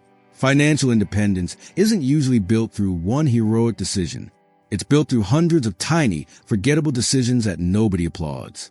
Bringing lunch instead of ordering out. Saving a little more than necessary. Avoiding a purchase that would have made almost no difference today.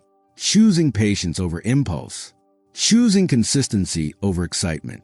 Tiny choices, repeated endlessly. And that's exactly why they're so easy to underestimate. You know what's interesting?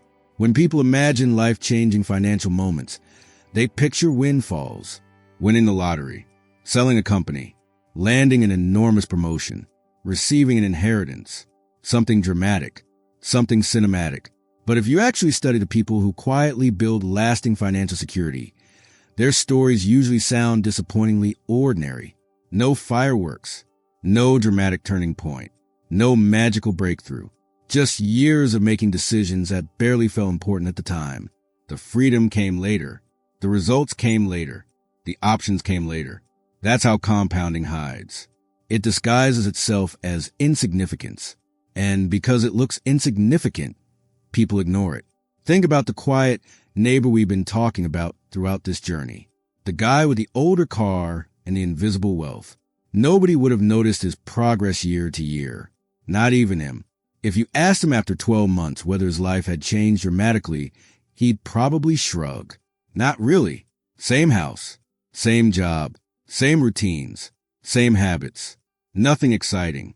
But stack 20 years of those ordinary years together. Now you're looking at something extraordinary.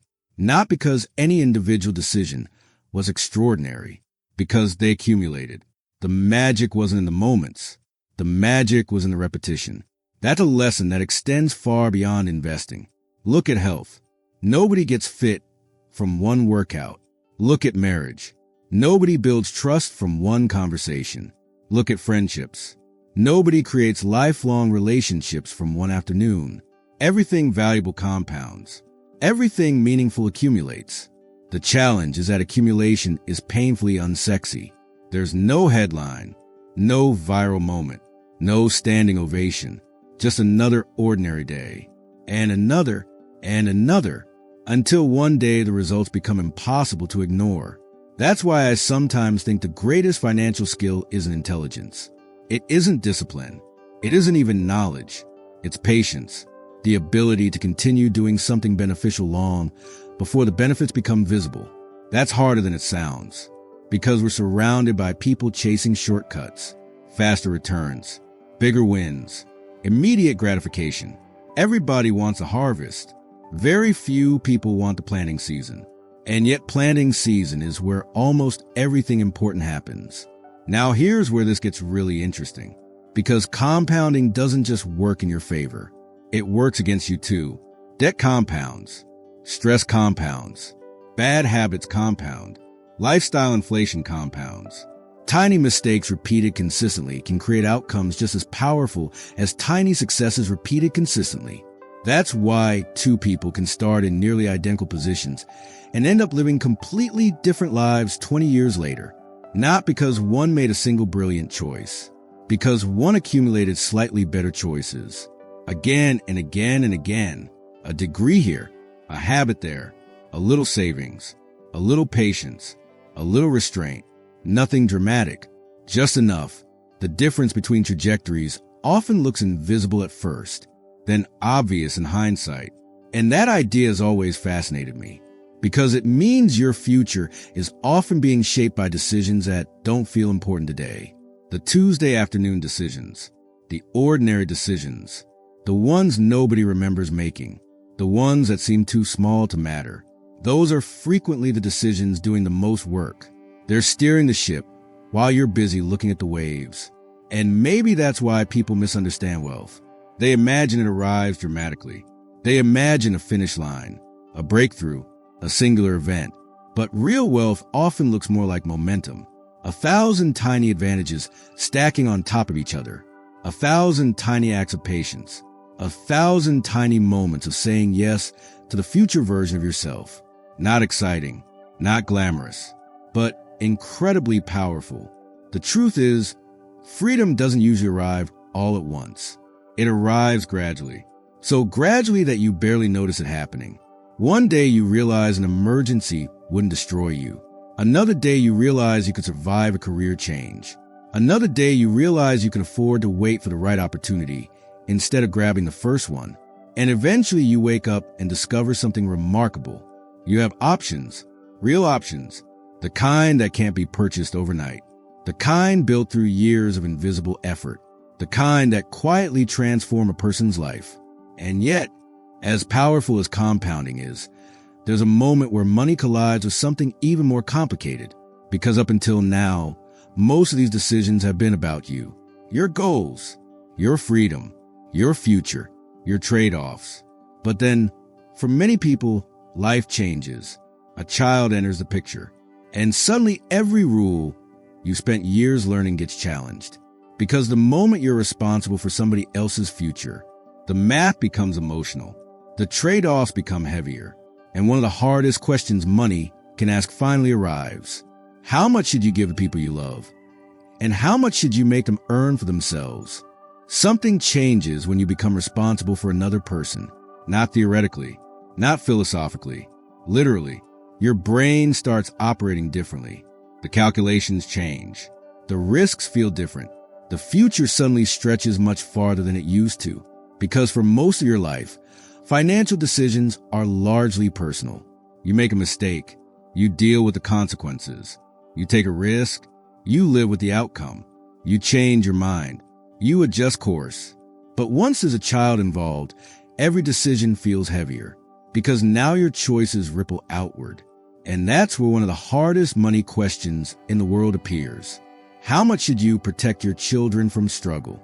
And how much struggle should you allow them to experience? It's a brutal question because both extremes are dangerous. Too little support can make life unnecessarily hard. Too much support can make life unnecessarily fragile. And nobody knows exactly where the line is. Every parent is basically guessing. Hopefully, lovingly, terrified, but still guessing. Think about two kids growing up in completely different environments. The first kid never hears the word no. Every obstacle gets removed. Every problem gets solved. Every inconvenience gets outsourced. Need something? Done. Want something? Done. Struggling with something? Someone steps in immediately. On the surface, it sounds wonderful. Why wouldn't a parent want to make life easier for their child? But then adulthood arrives, and suddenly the world stops operating according to those rules. Bosses say no. Customers say no. Reality says no. Failure says hello. And the child who was protected from every hardship discovers something uncomfortable. They've never developed the muscles required to handle hardship, not because they're weak, because those muscles were never trained. Now imagine the opposite extreme. A child who receives almost no support, no safety net, no guidance, no help. Everything is a struggle. Every mistake carries enormous consequences. Every challenge must be faced alone.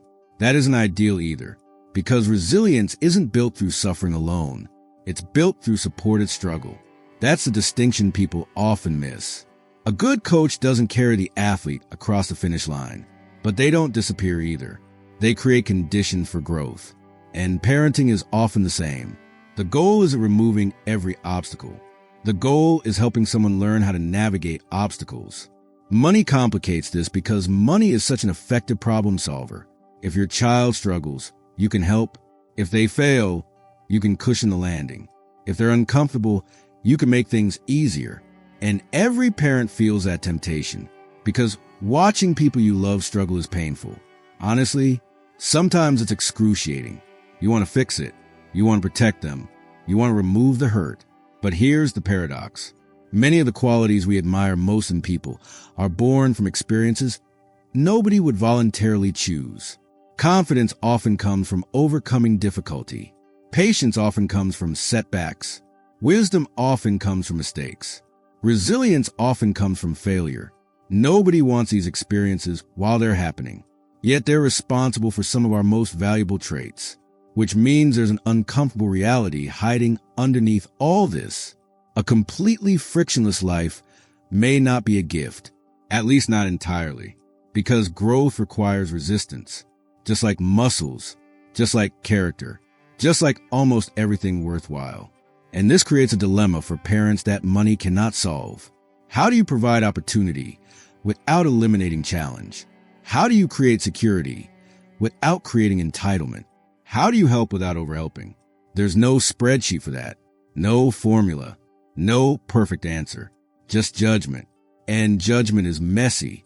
I've seen wealthy families accidentally create dependence, not because they were selfish, because they were generous. They wanted to help, wanted to support, wanted to provide advantages they never had. Perfectly understandable.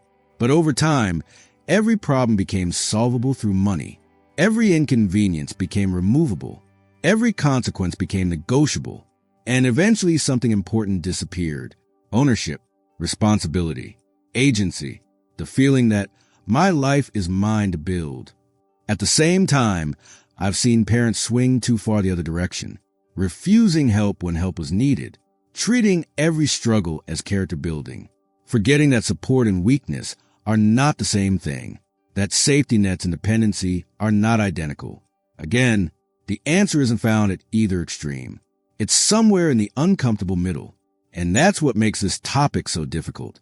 The right amount of help changes constantly. It changes with age. It changes with maturity. It changes with circumstances.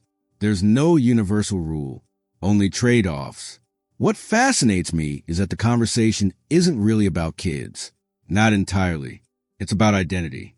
Because every parent is secretly asking another question beneath the obvious one. What kind of person am I helping create? Not what kind of resume. Not what kind of income. What kind of person? Independent? Curious? Resilient? Responsible? Kind? Those goals don't always align perfectly with financial optimization. Sometimes a financially efficient choice isn't the developmental choice. Sometimes helping less helps more. Sometimes stepping back is an act of love. And sometimes stepping in is. The wisdom lies in knowing the difference, which is harder than any spreadsheet will ever admit. And that's something worth remembering beyond parenting too. Because all of us are constantly constructing identities through our spending. Every purchase says something, not necessarily to other people, to ourselves. The clothes we wear, the neighborhoods we choose, the experiences we pursue, the things we prioritize. They're all tiny identity votes, tiny declarations of who we believe we are or who we hope to become. And once you start looking at money through that lens, you realize something surprising. Some of the biggest spending decisions in your life have very little to do with utility. They're really identity decisions wearing financial disguises. And understanding that changes everything. Let me ask you a question. Have you ever bought something that felt completely necessary and then 6 months later realized it wasn't really about the thing at all? Maybe it was a watch. Maybe it was a car. Maybe it was a move to a different neighborhood. Maybe it was an expensive hobby you suddenly became obsessed with. At the time, the reasoning felt airtight, logical, practical, easy to explain. Then enough time passed, and you started seeing the decision more clearly. And underneath all the practical explanations, there was something else, something deeper. You weren't just buying an object, you were buying a version of yourself. That's one of the strangest truths about money. People think spending is mostly about acquiring things, but a surprising amount of spending is actually identity construction. We're constantly using money to answer a question that never quite goes away. Who am I? Or maybe even more accurately, who am I becoming? Think about somebody who suddenly gets interested in fitness. Not casually interested, obsessed. Within a few months, they've got new shoes, new clothes, new supplements, a smartwatch, a gym membership, a standing desk, a cold plunge tub in the garage. Now are all those purchases about exercise? Partly, but they're also serving another purpose. They're helping build an identity. Every purchase reinforces a story. I'm the kind of person who takes health seriously. That's what they're really buying. The equipment is just the physical receipt. And before you think this only applies to other people, it applies to all of us. The entrepreneur buying books about startups, the traveler buying luggage, the artist buying supplies, the parent buying educational toys, the minimalist buying minimalist furniture, especially the minimalist buying minimalist furniture. Nobody escapes this, because identity is one of the strongest forces in human behavior, stronger than logic sometimes, stronger than mathematics, stronger than optimization. Once a purchase becomes connected to your sense of self, it becomes incredibly difficult to evaluate objectively. You're no longer asking, do I need this? You're asking, who am I without this? And those are very different questions. This is why financial decisions can become emotional so quickly, because they're rarely just financial. Imagine somebody who grew up in a household where money was always scarce. Every bill created anxiety. Every expense required discussion. Every setback felt dangerous. Now imagine that person becomes successful later in life, makes good money, builds a career, creates stability. Then one day they walk into a luxury store and buy something expensive, something they technically don't need. From the outside, it might look like simple consumption, maybe even vanity. But inside their head, something much more complicated is happening. The purchase isn't saying, look what I bought. The purchase is saying, look how far I've come. That's identity. And identity is powerful. It's why two people can buy the exact same thing for completely different reasons. One person buys a luxury car because they love cars. Another buys it because they're trying to prove something to themselves. A third buys it because they're trying to prove something to everybody else. Same car, different psychology. And here's where things get really interesting. Because identity doesn't just influence spending. Spending influences identity. The relationship works both ways. Every time you repeatedly spend money in a certain direction, you're casting votes for a future version of yourself. Take somebody who spends money learning new skills, courses, books, experiences, training, year after year. Eventually, those purchases become part of who they are, not because they consciously planned it, because repeated actions shape identity. The same way repeated workouts create fitness. Repeated behaviors create character. Now think about the opposite. Imagine somebody who spends years chasing status, years optimizing for appearances, years organizing decisions around impressing people. What happens? Eventually, that becomes part of their identity too. The performance becomes the person. The scoreboard becomes the purpose. And that's dangerous because identity can trap you just as easily as it can empower you. Once you build a self-image around something, walking away from it becomes painful, even when it's no longer serving you. That's why some people stay in careers they hate, not because they need the money, because leaving would threaten the identity they've spent decades constructing. It's why people cling to lifestyles they can barely afford, why entrepreneurs keep businesses they no longer enjoy, why professionals chase promotions they don't even want. The money is often secondary. The identity is primary. They're protecting a story about who they are. And stories are remarkably expensive things to maintain. What's fascinating is that most people don't realize they're doing this. They think they're making financial decisions. They're actually making identity decisions. Money is simply the language those decisions happen to speak. The person who insists on buying the biggest house may not be buying square footage. They may be buying evidence that they've made it.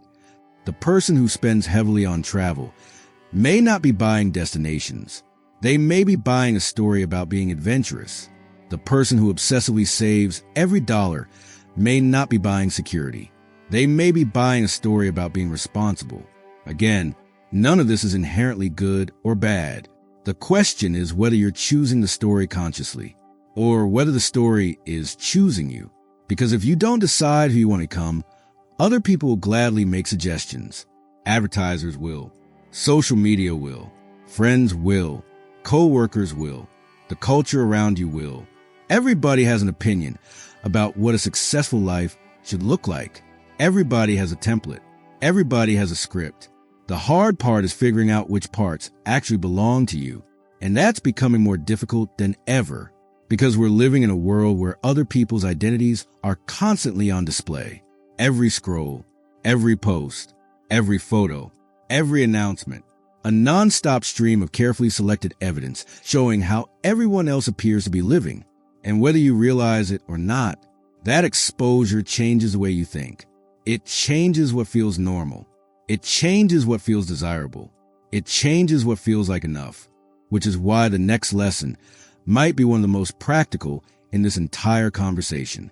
Because if identity can shape spending, then one of the smartest things you can do is deliberately expose yourself to identities that expand your life rather than shrink it. And one of the easiest ways to do that is surprisingly simple. Try something new. One of the most expensive mistakes people make with money has nothing to do with investing, nothing to do with debt, nothing to do with taxes. It's much simpler than that. They stop experimenting. And when people stop experimenting, something strange happens. Their spending becomes repetitive, predictable, automatic.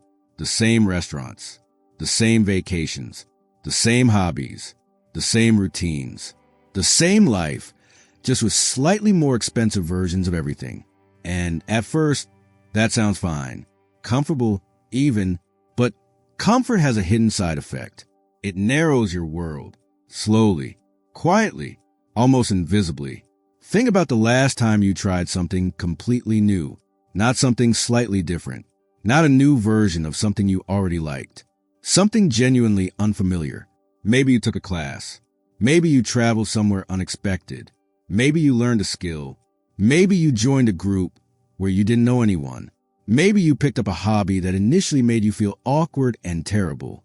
You probably remember it. That's the interesting part. Because memory has preferences. Memory doesn't care much about repetition. It cares about novelty. It cares about surprise. It cares about firsts. Your brain remembers beginnings. The first day at a new job.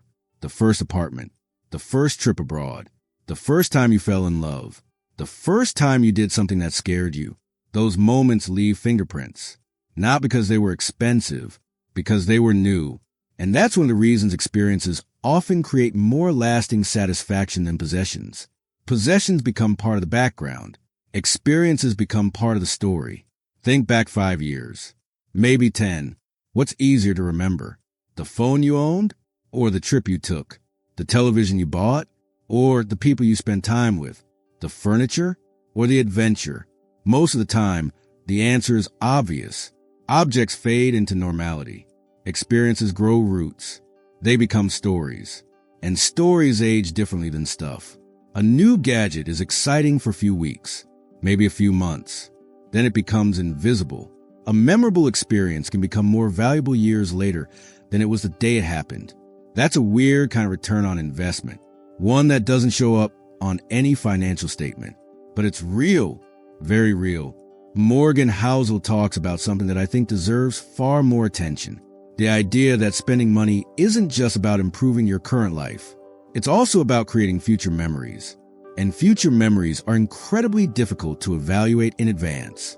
Because when you're deciding whether to spend money on an experience, you're judging something that doesn't exist yet. You're trying to estimate the value of a future story. That's hard, which is why people often default to buying things instead.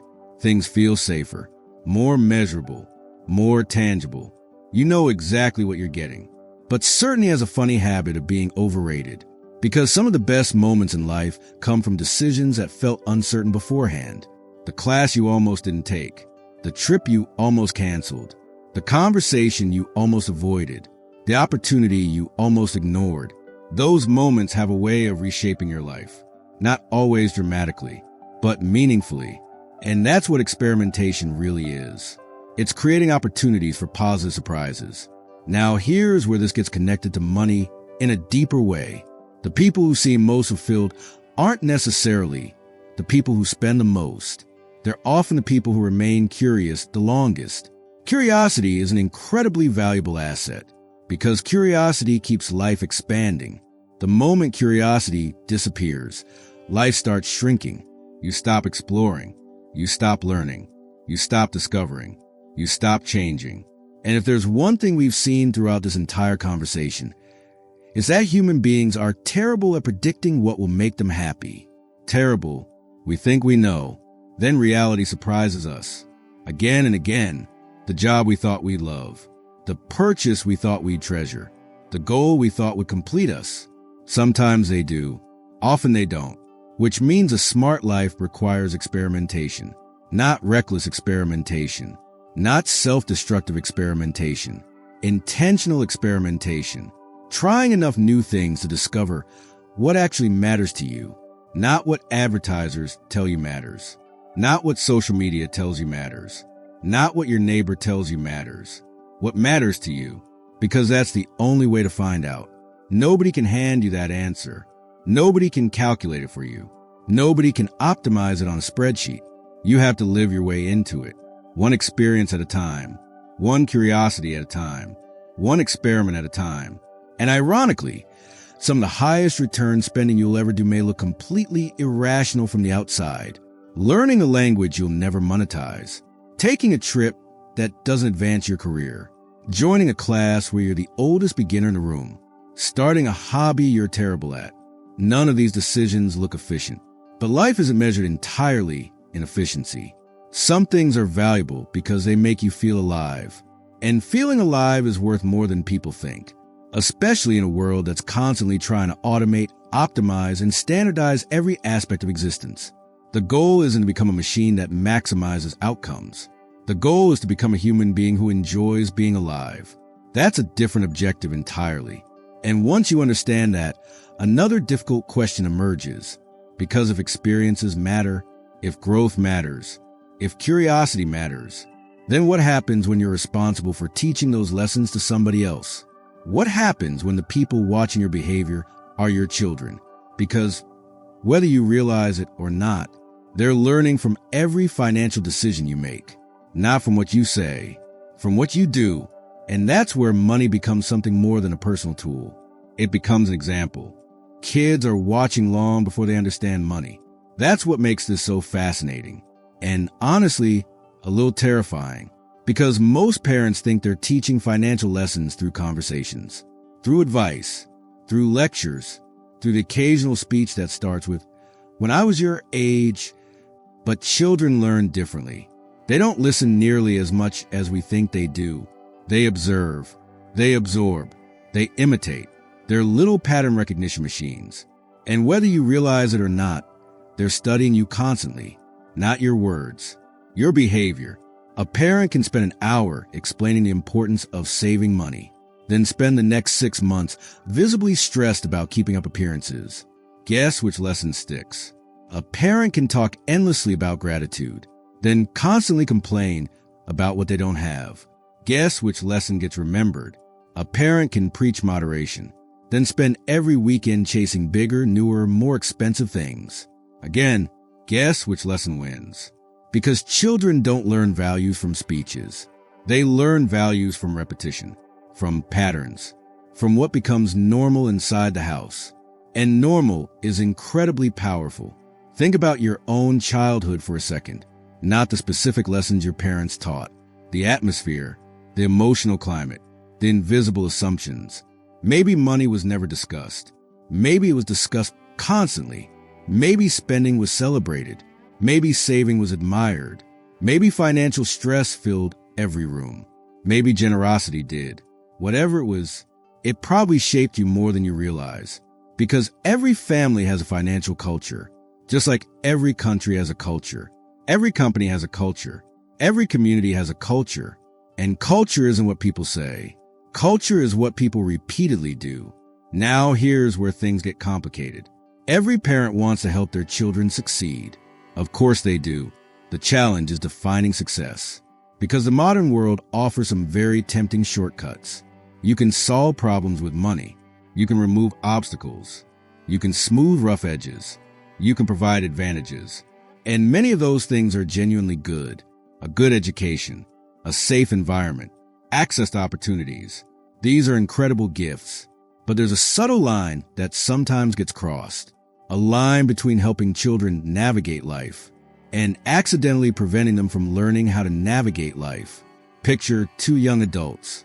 One grew up hearing that discomfort was something to escape immediately. The other grew up understanding that discomfort was often part of growth. Now imagine both of them encounter failure, a job rejection, a breakup, a business setback, a major disappointment.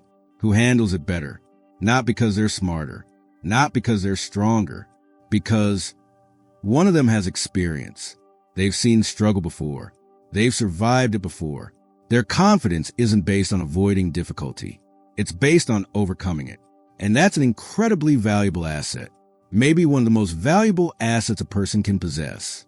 The belief that I can figure things out, not because life is easy, because life isn't, because they've proven to themselves that difficulty isn't fatal.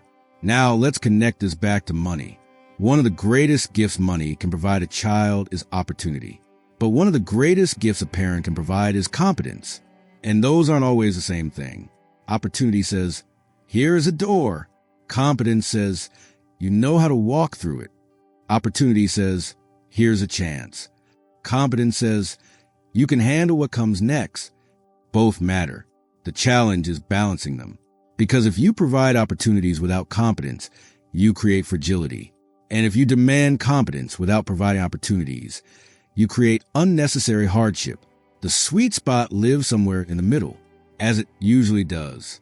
What fascinates me is that some of the most successful people in the world talk less about what their parents gave them and more about what their parents expected from them. Responsibility, accountability, effort, curiosity, persistence. Those qualities don't appear on a balance sheet, yet they often create better long-term outcomes than money alone. That's because money can solve problems for people. Character helps people solve problems for themselves. And those are very different forms of wealth. One is transferable. The other must be developed. One can be inherited. The other usually can't. Think about it this way. Imagine you could give your child one of two gifts. The first gift guarantees financial comfort. The second gift guarantees resilience, adaptability, confidence, and good judgment. Which one would you choose? Most people immediately want both. Fair enough. So would I. But if forced to choose, the answer becomes much harder. Because comfort can disappear. Markets change. Jobs disappear. Economies shift. Fortunes rise and fall. The ability to adapt survives all of that. The ability to learn survives all of that. The ability to recover survives all of that. Those traits keep paying dividends long after money runs out. And kids notice those traits. Even when parents don't realize they're teaching them. They notice whether you panic when things go wrong. They notice whether you blame others. They notice whether you adapt. They notice whether you take responsibility. They notice whether money is a tool or an obsession. They notice everything. Maybe not consciously, but deeply. And that's why financial education starts much earlier than most people think.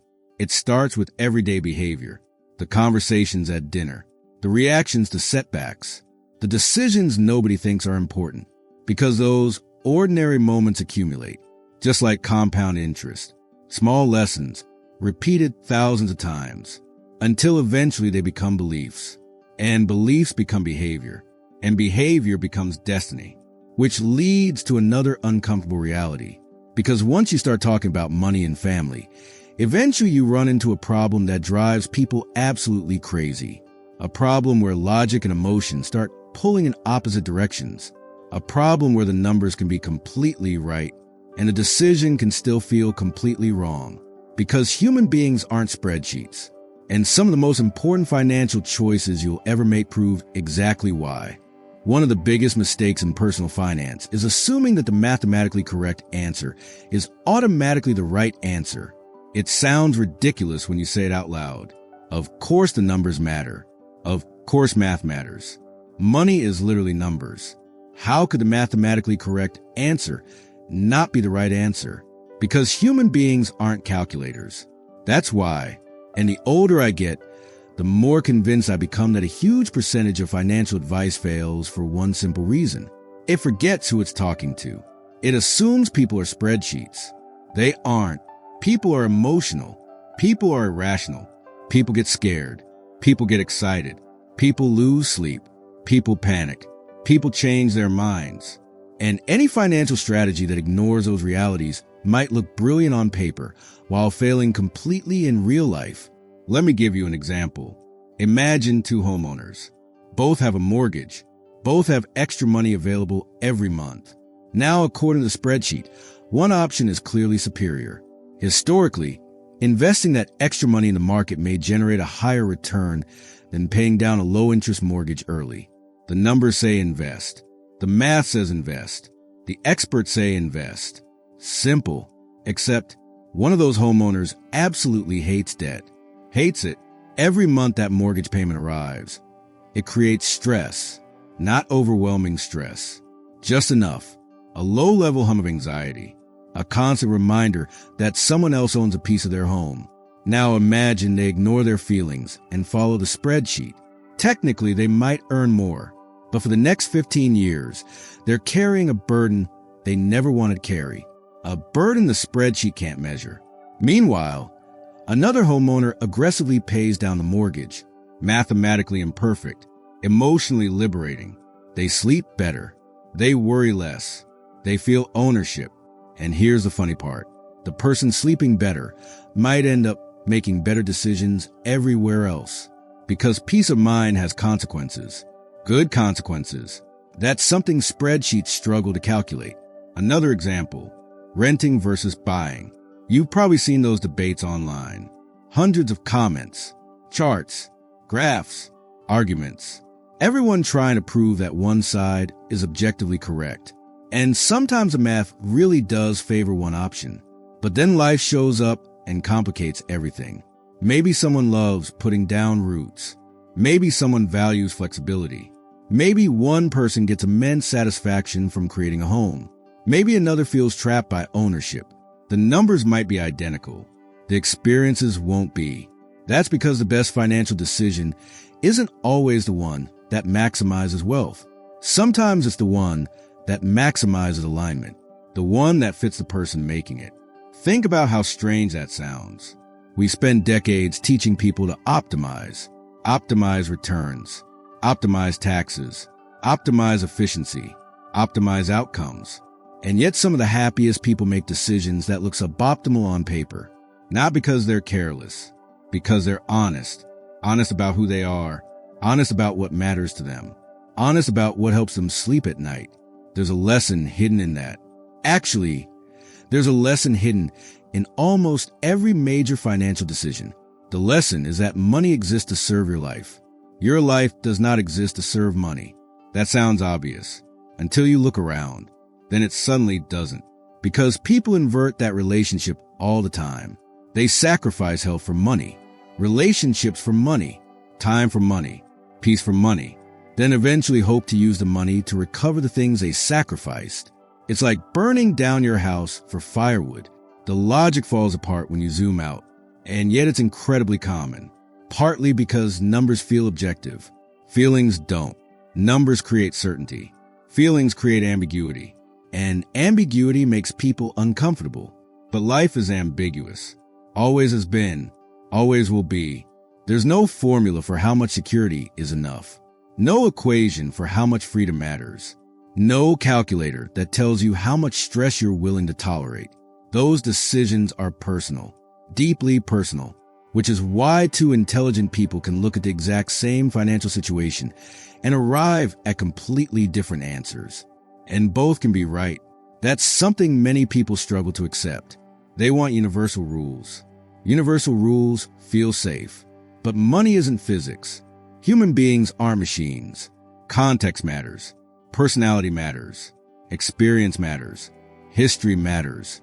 The person who grew up watching their parents lose everything will view risk differently than the person who grew up surrounded by abundance.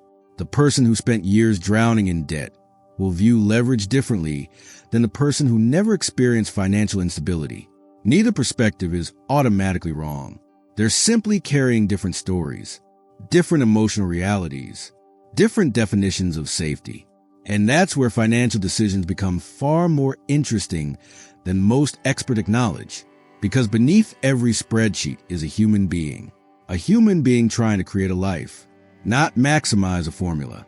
A life, and lives are messy. Lives contain contradictions. Lives contain trade-offs. Lives contain emotions. The goal isn't to eliminate those things. The goal is to understand them. Because once you understand them, something remarkable happens. You stop asking, what's the perfect decision? And start asking a much better question. What's the decision I can live with?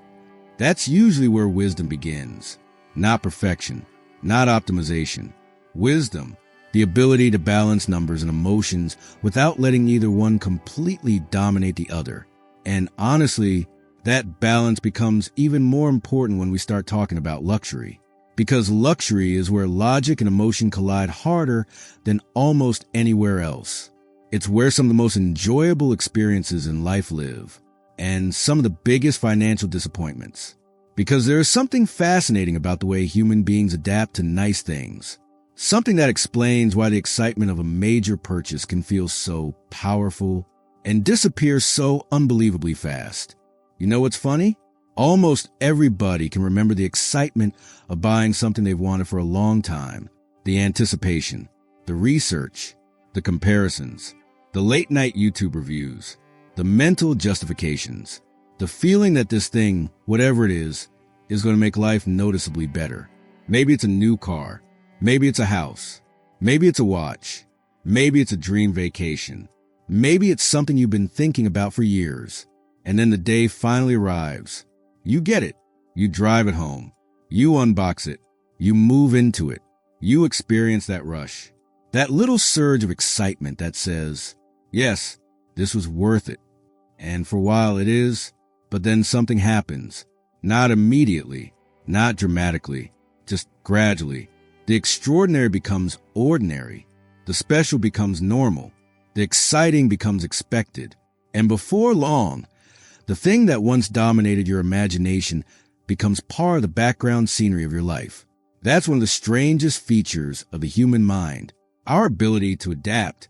It's probably one of the greatest survival mechanisms ever developed, and one of the biggest challenges to happiness. Because adaptation doesn't care whether something is good or bad. It adapts to both. People adapt to hardship. People adapt to success. People adapt to pain. People adapt to luxury. Eventually, almost everything becomes normal. Think back to your last major purchase. Not a small one, a big one. Something you genuinely believed would make a difference. How long did the excitement last? A month? 3 months? 6? Maybe longer. But eventually it faded. Not because the thing became worse. Because you became used to it. The new car smell disappeared. The upgraded phone became just a phone. The dream house became the place where you leave laundry on the chair. The extraordinary got absorbed into everyday life. And once that happens, something dangerous can begin. The search for the next upgrade, the next improvement, the next hit of excitement, the next thing that promises to recreate the feeling the last thing used to provide. This is where a lot of people accidentally get trapped. Not because they're irresponsible, because they're chasing a completely normal human experience. Novelty. The problem is that novelty has an expiration date. Always. No exceptions. The luxury apartment eventually becomes your apartment. The business class seat eventually becomes your seat. The expensive restaurant eventually becomes dinner. The first experience is special. The 20th experience becomes routine. That's not a flaw. It's just how human psychology works. And once you understand that, luxury starts looking very different. Because luxury isn't actually a thing. Luxury is a moving target. That's why somebody earning $50,000 can dream about something that somebody earning $500,000 barely notices. The object didn't change. The baseline did. And baselines are incredibly powerful. They quietly determine what feels normal, what feels exciting, what feels disappointing, what feels sufficient, which is why increasing your standard of living can sometimes create an unexpected problem. You don't just upgrade the experience. You upgrade the expectation. And expectations have a habit of sticking around long after the excitement leaves. Imagine somebody who stays in a luxury hotel for the first time. Everything feels amazing. The bed, the service, the food, the attention to detail. It's memorable, maybe unforgettable. Now imagine they do it every week for 5 years. Something changes. The luxury doesn't disappear. The gratitude does. Not completely. Just enough. Enough that the extraordinary begins feeling ordinary.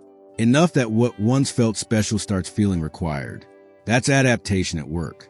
And adaptation is relentless. The fascinating thing is that people often assume the answer is more luxury, more upgrades, more experiences, more consumption.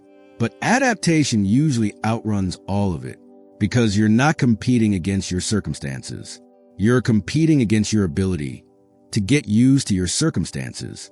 And your ability to get used to things is astonishingly fast, which leads to a question that's worth sitting with. If luxury eventually becomes normal, what actually stays valuable? What survives adaptation? Because some things do. Not everything fades equally. Time with people you love tends to hold its value surprisingly well. Meaningful experiences tend to age better than possessions. Purpose tends to outlast novelty. Relationships tend to outlast upgrades. And memories often appreciate while objects depreciate. Think about that. A vacation can become more valuable 10 years later because the memory keeps growing. A car usually becomes less valuable 10 years later because reality keeps shrinking it. That's a very different type of return. One grows, one fades. Neither is universally right or wrong, but they're different. And understanding that difference changes how you spend. You stop asking only, will I enjoy this? And start asking, how long will I enjoy this? That's a much better question because duration matters a lot. 5 minutes of happiness and 5 years of happiness are not the same investment, yet people often evaluate them as if they are. Now don't misunderstand me. There's nothing wrong with luxury. Some of the finest pleasures in life are luxurious. Great food, beautiful spaces, extraordinary experiences, comfort, convenience. There's nothing inherently bad about any of it. The issue isn't luxury itself. The issue is expecting luxury to do a job it was never designed to do. Luxury can improve comfort. It cannot permanently satisfy desire. Luxury can create enjoyment. It cannot eliminate insecurity. Luxury can make life nicer. It cannot answer deeper questions about meaning. And when people ask it to perform those jobs, disappointment is almost guaranteed because they're expecting a purchase to solve a problem that isn't financial. And that's where things start getting really interesting. Because if you wanted to design a life guaranteed to make someone miserable with money, a life optimized for frustration, envy, anxiety, and dissatisfaction, the formula is actually surprisingly simple. In fact, it's almost funny how predictable it is. A kind of field guide to financial misery. And once you see it, you start noticing it everywhere. If you wanted to build a miserable relationship with money, you could do it. Honestly, it wouldn't even be that complicated. You wouldn't need bad luck. You wouldn't need a financial catastrophe. You wouldn't need a market crash or a failed business or a mountain of debt. You could make yourself deeply unhappy while technically doing everything right. And the scary part is that millions of people accidentally follow the blueprint every single day. So let's do something different. Let's create a field guide, a manual, a step-by-step process for guaranteeing financial misery. And as ridiculous as it sounds, you'll probably recognize parts of yourself in it. I know I do. Rule number 1, compare yourself to people who have more than you. Constantly, not occasionally, not when it happens naturally. Make it a lifestyle.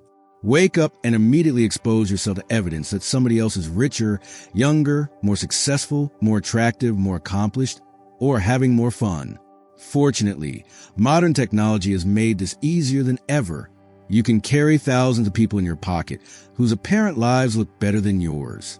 Every vacation, every promotion, every new house, every engagement, every milestone, every highlight reel, a non-stop stream of reminders that somebody, somewhere, is winning harder than you are. Now, here's the beautiful thing about this strategy. It never fails, because there will always be somebody ahead of you. Always. If you make $100,000, you'll find someone making 200. If you make $1 million, you'll find someone making 10. If you buy a nice house, you'll discover a nicer one. If you buy a yacht, you'll discover somebody owns an island. The game has no finish line, which is perfect if your goal is unhappiness. Rule number 2, turn money into a scoreboard. This one is incredibly effective. Instead of viewing money as a tool, treat it as a ranking system, a way of measuring your worth, a way of determining your importance, a way of deciding whether you're winning or losing at life. The beauty of this approach is that you'll never be secure, because scores can always change. Someone can always pass you. A bigger number is always available. A higher level always exists. And if your self-worth is attached to the score, your self-worth becomes permanently unstable. You'll spend your life defending a number, chasing a number, worrying about a number. And numbers, as it turns out, make terrible sources of identity. Rule number 3, buy things you don't care about to impress people you don't even like. This is one of the all-time classics. A masterpiece of self-inflicted misery. Spend years earning money. Then use that money to purchase symbols designed to earn approval from strangers. Strangers who are mostly busy thinking about themselves. It's almost poetic when you think about it. Trading your time for money to buy things to impress people who barely notice. And even when they do notice, the effect lasts about 3 minutes. Then they move on. Then they start thinking about themselves again. It's one of the worst trades imaginable, and yet it's incredibly common. Rule number 4, assume the next purchase will finally be enough. This one is dangerous because it feels so reasonable. You convince yourself that satisfaction is just one more upgrade away, one more achievement, one more raise, one more milestone, one more acquisition. You're not greedy, not at all. You're just almost there. Almost. The problem is that almost there is one of the most permanent addresses in the world. People live there for decades. The finish line moves. The target changes. The horizon retreats. And they spend their lives chasing a future version of contentment that never quite arrives. Rule number 5, ignore what actually makes you happy. This is essential. When evidence appears showing that you enjoy simple things, disregard it immediately. If time with friends makes you happy, ignore it. If a hobby brings joy, ignore it. If a quiet afternoon feels better than an expensive night out, definitely ignore it. Instead, continue spending according to somebody else's definition of success. Trust me, misery thrives when your spending and your values have absolutely nothing to do with each other. Rule number 6, treat every financial decision like a math problem. No emotions, no nuance, no humanity, just optimization. Turn yourself into a machine. Forget that you're a person with fears, hopes, relationships, limitations, and changing priorities. Pretend you're a spreadsheet. This works wonderfully because eventually you'll build a financially efficient life that feels emotionally bankrupt. You'll win the calculation and lose the experience. A truly impressive achievement. Rule number 7, never decide what enough means. This might be the most important one. Leave the definition completely open-ended. Make sure there's always another level available, another benchmark, another comparison, another target, because the moment you define enough, the game changes. And we don't want that. We want endless striving, endless dissatisfaction, endless pursuit. The hamster wheel must remain operational at all times. Now here's the funny thing. Every single rule we've talked about sounds absurd when it's stated directly, almost comically absurd. Nobody would consciously choose this life. Nobody would sit down with a notebook and write. Today I would like to become more anxious, more envious, less grateful, and permanently dissatisfied. And yet, when you zoom out, that's exactly what many people accidentally create. Not because they're foolish, not because they're selfish, because these habits are rewarded, at least temporarily. Comparison feels productive. Status feels meaningful. Achievement feels important. Consumption feels exciting. The trap works because it contains pieces of truth. That's what makes it a trap. But once you see the pattern, something shifts. You start noticing that most financial misery follows a surprisingly predictable path. And if misery follows a path, maybe fulfillment does too. Maybe the opposite is also true. Maybe contentment isn't mysterious. Maybe it's simply the result of moving in a different direction, a direction that becomes much easier to understand once we zoom out beyond individual decisions, beyond individual purchases, beyond individual lives. Because the same emotional forces we've been talking about this entire time don't just shape people. If you've ever watched financial markets long enough, you start noticing something strange. The numbers change, the technology changes, the companies change, the headlines change. But the emotions barely change at all. It's almost comical. 100 years pass. Entire industries appear and disappear. The world transforms itself several times over, and human beings continue making remarkably similar mistakes. Because underneath every financial boom and every financial crash is the same story we've been talking about this entire time. The details change. The psychology doesn't. Think about what happens during a boom. It usually starts with something real, some genuine opportunity, a new technology, a breakthrough, a shift in the economy, something valuable, something promising. And at first, the excitement makes sense. People recognize an opportunity. They invest. They participate. Nothing irrational about that. But then something happens. Something subtle. The story stops being about opportunity and starts becoming about envy. Your neighbor makes money. Your co-worker makes money. Your cousin makes money. Your barber somehow made money. And now the question changes. It stops being, is this a good investment? And becomes, why isn't this happening to me? That's the moment things get dangerous. Because envy is one of the fastest ways to short-circuit judgment. It always has been. Imagine standing in a room where everyone around you appears to be getting richer. Not gradually, quickly, ridiculously quickly. People are doubling money, tripling money, making fortunes overnight. At least that's what it looks like. How long do you think it takes before logic starts losing ground? Not long. Human beings are social learners. We look around for clues. We watch what other people are doing. And when enough people start running in one direction, our brains automatically assume they know something we don't. That's useful when you're escaping a fire. It's less useful when you're making investment decisions, because crowds create confidence, and confidence creates risk. Not always, but often. The funny thing is that greed rarely feels like greed when you're experiencing it. Nobody wakes up and says, "Today I'd like to become irrationally greedy." Instead, it feels reasonable. It feels obvious. It feels inevitable. Everybody's doing it. Everybody believes it. Everybody seems certain. And certainty is incredibly seductive. The problem is that certainty and accuracy aren't the same thing. Not even close. In fact, some of the most dangerous moments in financial history happened when people felt most certain. That's the pattern. Confidence rises. Caution disappears. Risk gets ignored. Stories become stronger than reality. And eventually, reality shows up anyway. It always does. Then the cycle reverses. The boom becomes a bust. The excitement becomes fear. The optimism becomes panic. And suddenly people start making the opposite mistake. The same crowd that couldn't imagine prices falling now can't imagine prices rising. The same people who were fearless become terrified. The same people who wanted more risk want none at all. It's like watching a pendulum swing. Back and forth. Back and forth. Greed. Fear. Greed. Fear. Over and over again. And here's the fascinating part. Most people think this only applies to Wall Street. It doesn't. It applies to you. It applies to me. It applies to everyday life.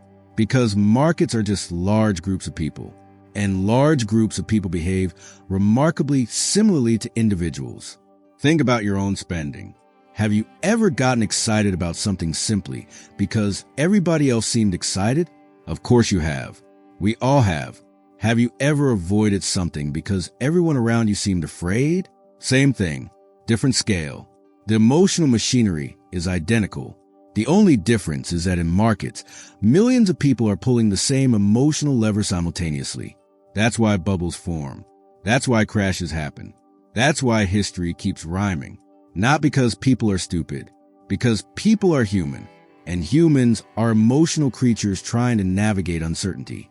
The challenge is that uncertainty feels uncomfortable, almost physically uncomfortable. We crave answers, predictions, guarantees, certainty. But money doesn't offer certainty. Not really. It offers probabilities. And probabilities are harder to sell. Much harder. Nobody gets excited about a 70% chance. People get excited about certainty, even when the certainty is fake, especially when it's fake, because fake certainty feels wonderful, right up until reality disagrees. One of the most useful financial skills isn't predicting the future. It's becoming comfortable with not knowing. That sounds simple. It's incredibly difficult because uncertainty triggers fear, and fear demands action. Any action, sometimes good, sometimes terrible. When markets fall, people want to do something. Sell, change course, escape, protect themselves. When markets rise, people want to do something. Buy more, take more risk, move faster. Again, the urge is understandable, but the urge itself isn't always helpful. The people who navigate these cycles best aren't necessarily the smartest.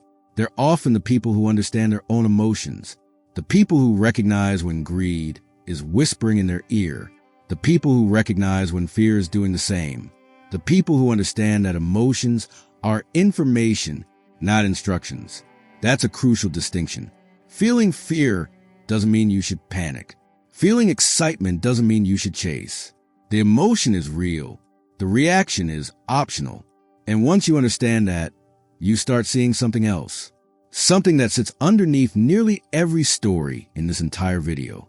The rich chair guy, the woman with the surgery, the quiet neighbor, the parents trying to help their children, the people trapped by golden handcuffs, the people chasing luxury, the people comparing themselves endlessly. All of them are responding to the same reality. Life is uncertain. And uncertainty makes people do strange things.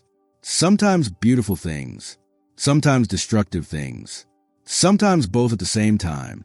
Which brings us to a realization that may be the most humbling lesson of all. Because once you accept how much uncertainty exists, you start seeing how much of success depends on something most people hate talking about. Something that doesn't fit neatly into motivational speeches. Something that makes many successful people uncomfortable. Luck.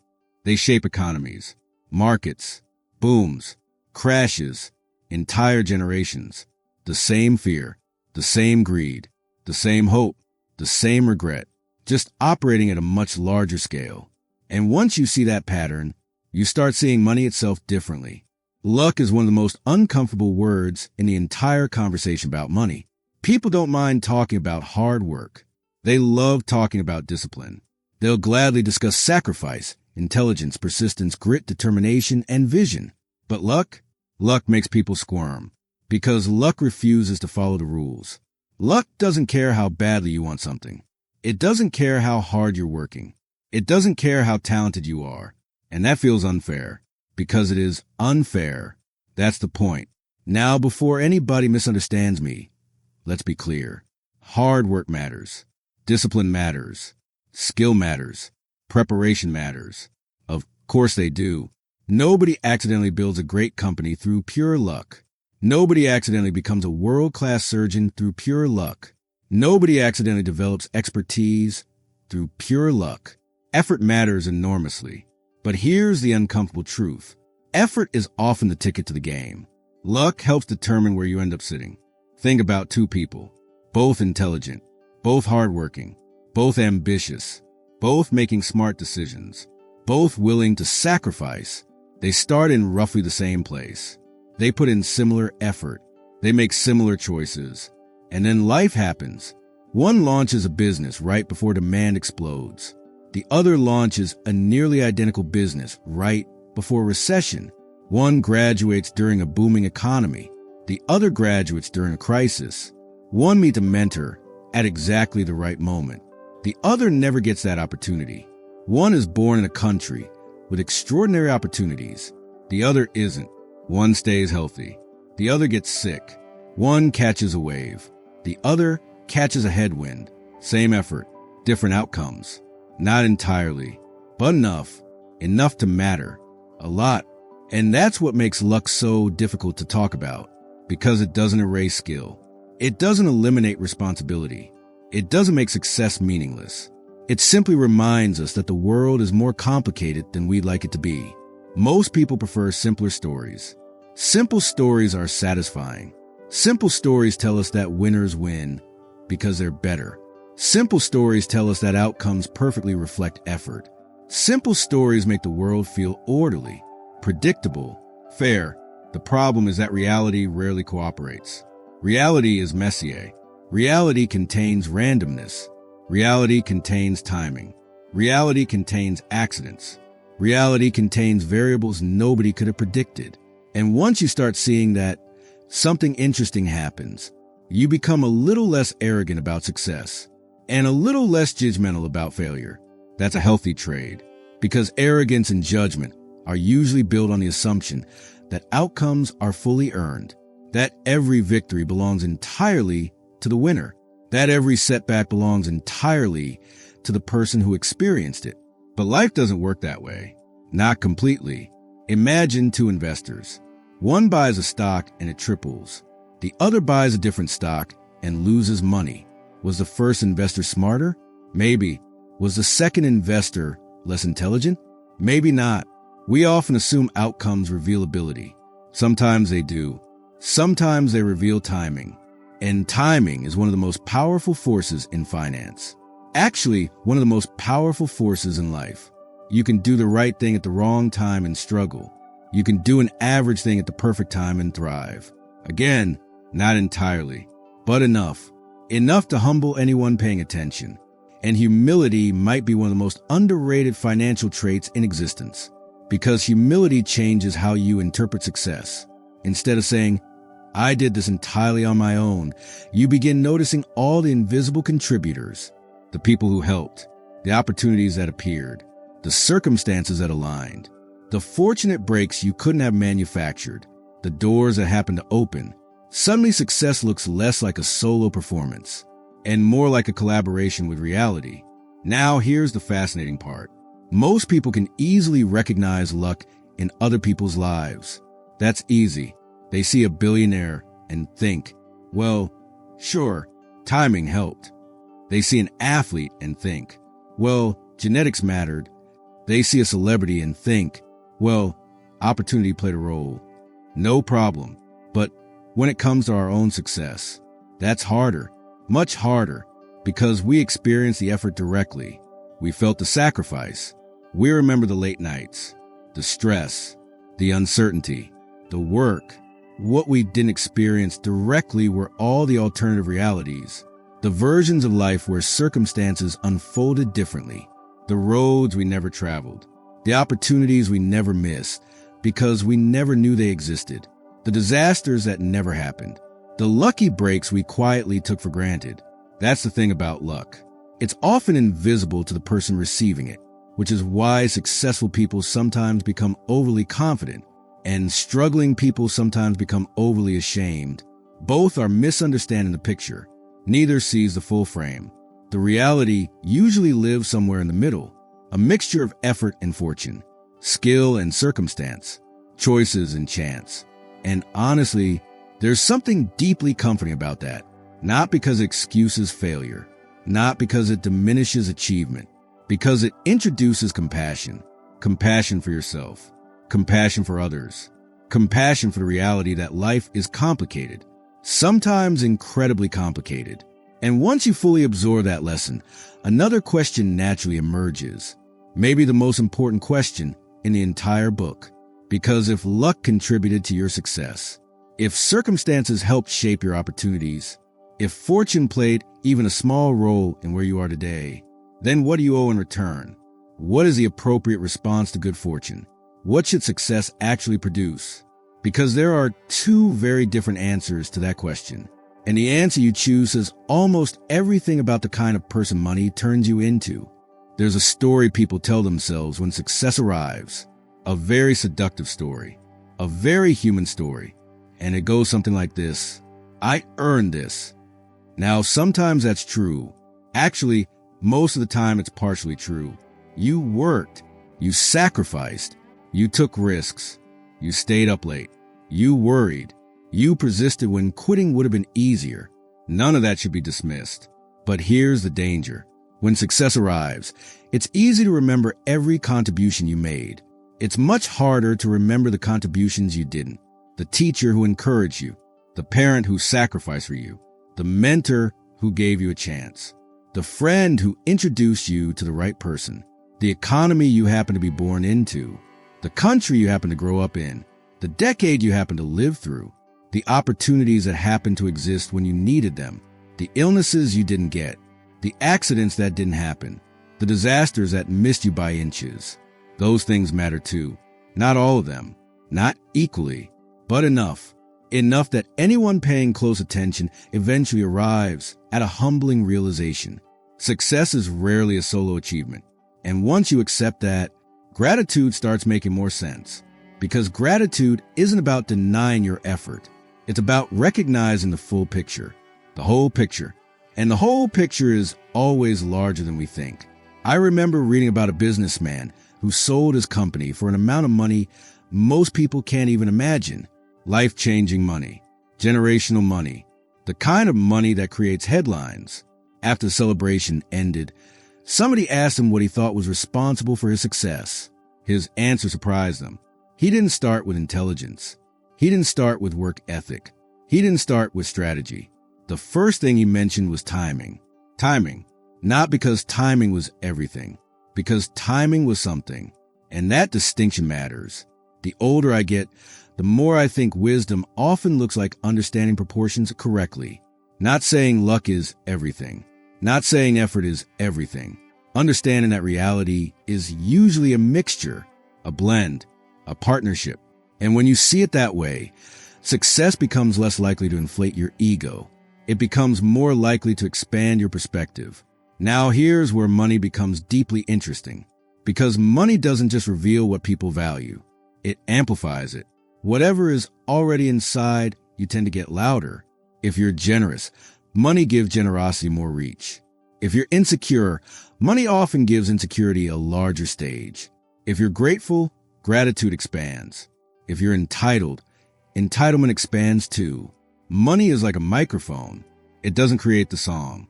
It increases the volume, which means one of the most important questions isn't how much money you have. It's who you're becoming while you acquire it. Because eventually success asks something from you, not financially, morally, emotionally. It asks, what are you going to do with this? And there are really only two broad paths. The first path says, I deserve all of it. Every outcome becomes proof of superiority. Every victory becomes evidence that you're different, smarter, better, more deserving. The world begins revolving around your accomplishments, your story, your success. And honestly, that's a very lonely road. Because entitlement has an insatiable appetite. Nothing is ever enough. Nothing ever feels fully deserved. There's always another level, another reward, another justification. The second path looks different. The second path says, I've been fortunate. Not exclusively fortunate. Not accidentally fortunate. Fortunate among other things. And because fortune helped me, I should probably help somebody else. That's where generosity begins. Not obligation, not guilt, recognition. Recognition that all of us are standing on foundations we didn't build entirely by ourselves. Think about the people who had the greatest positive impact on your life. Maybe a parent, maybe a teacher, maybe a friend, maybe someone who gave you an opportunity at exactly the right moment. Maybe somebody who believed in you before you believed in yourself. What made those people special? Usually it wasn't their wealth. It wasn't their status. It wasn't their possessions. It was their willingness to share something. Time, knowledge, encouragement, patience, resources, opportunity. The greatest gifts are often acts of generosity disguised as ordinary moments. And here's the fascinating thing. Generosity compounds too. Just like money. One person helps another. That person later helps someone else. The effect spreads. Quietly, almost invisibly. A chain reaction nobody fully sees. Much like the quiet wealth we've talked about throughout this entire journey. Now think back to the rich chair guy from earlier in the video. The man who spent a fortune on a chair because he was trying to heal something from his past. Remember him? On the surface, it looked like a story about spending, about status, about overcompensation. But underneath it was something deeper, a desire to feel worthy, a desire to feel secure, a desire to finally convince himself that he mattered. The tragedy is that money can't fully solve those problems, at least not by itself, because worthiness doesn't come from ownership. Security doesn't come entirely from accumulation. Meaning doesn't come from a balance sheet. Those things come from somewhere else. And the people who understand that seem to arrive at a different relationship with money. A calmer relationship, a healthier relationship, one where money becomes a servant rather than a master, a tool rather than an identity, a resource rather than a scoreboard. And maybe that's the real lesson hiding underneath all of this. Not that money is unimportant. Far from it. Money matters enormously. It affects freedom, security, opportunity, stress, relationships, life itself. But money works best when it knows its role, when it stays in its lane, when it supports the things that matter instead of trying to become the thing that matters. Because the moment money becomes a destination, people tend to lose their way. The moment money becomes a tool, people tend to find it again. And that's where this entire conversation begins converging. All the stories, all the lessons, all the contradictions, they've been pointing toward the same realization from different angles. A realization that changes not only how you earn money, but how you spend it, how you save it, how you think about it. Because ultimately, the question isn't how much money you have. The question is what you're trying to do with it. And once that becomes clear, everything else starts falling into place. By now, we've talked about status. We've talked about comparison. We've talked about wealth, freedom, regret, identity, parenting, luck, and generosity. And if you're anything like me, there's a temptation at this point to turn all of it into a checklist, a set of rules, a formula, 10 steps to spend money correctly, 5 habits of financially successful people, 3 secrets the wealthy don't want you to know. The internet loves that stuff. The problem is, none of this really works that way, because money is personal, painfully personal, and what makes one person's life better might make another person's life worse. That's why I think the most useful phrase in this entire discussion is surprisingly simple. Spend on purpose. Not perfectly, not optimally, not impressively, purposefully. Because when you zoom out, almost every financial mistake we've talked about shares something in common. Autopilot. People spend automatically, compare automatically, upgrade automatically, chase automatically, worry automatically, react automatically. The problem isn't always the decision itself. The problem is that the decision was never really made. It was inherited, copied, absorbed, accepted, without examination, without reflection, without asking the most important question. Why? Why do I want this? Why am I spending this? Why am I chasing this? Why does this matter to me? The answers aren't always obvious. Sometimes they're uncomfortable. Sometimes they reveal things you'd rather not see. Sometimes they reveal that you've been climbing somebody else's mountain, living somebody else's definition of success, following somebody else's script. And honestly, that's more common than most people realize. Think about the woman from the beginning of this journey, the woman who got the eye surgery. At first, her story seemed irrational. How could someone receive exactly what they wanted and still feel devastated? But now, after everything we've discussed, the story looks different because the surgery wasn't really about eyesight, at least not entirely. It was about identity, memory, comfort, familiarity, a relationship with herself. The procedure changed something deeper than vision, and that's the lesson. Money decisions are rarely about the money alone.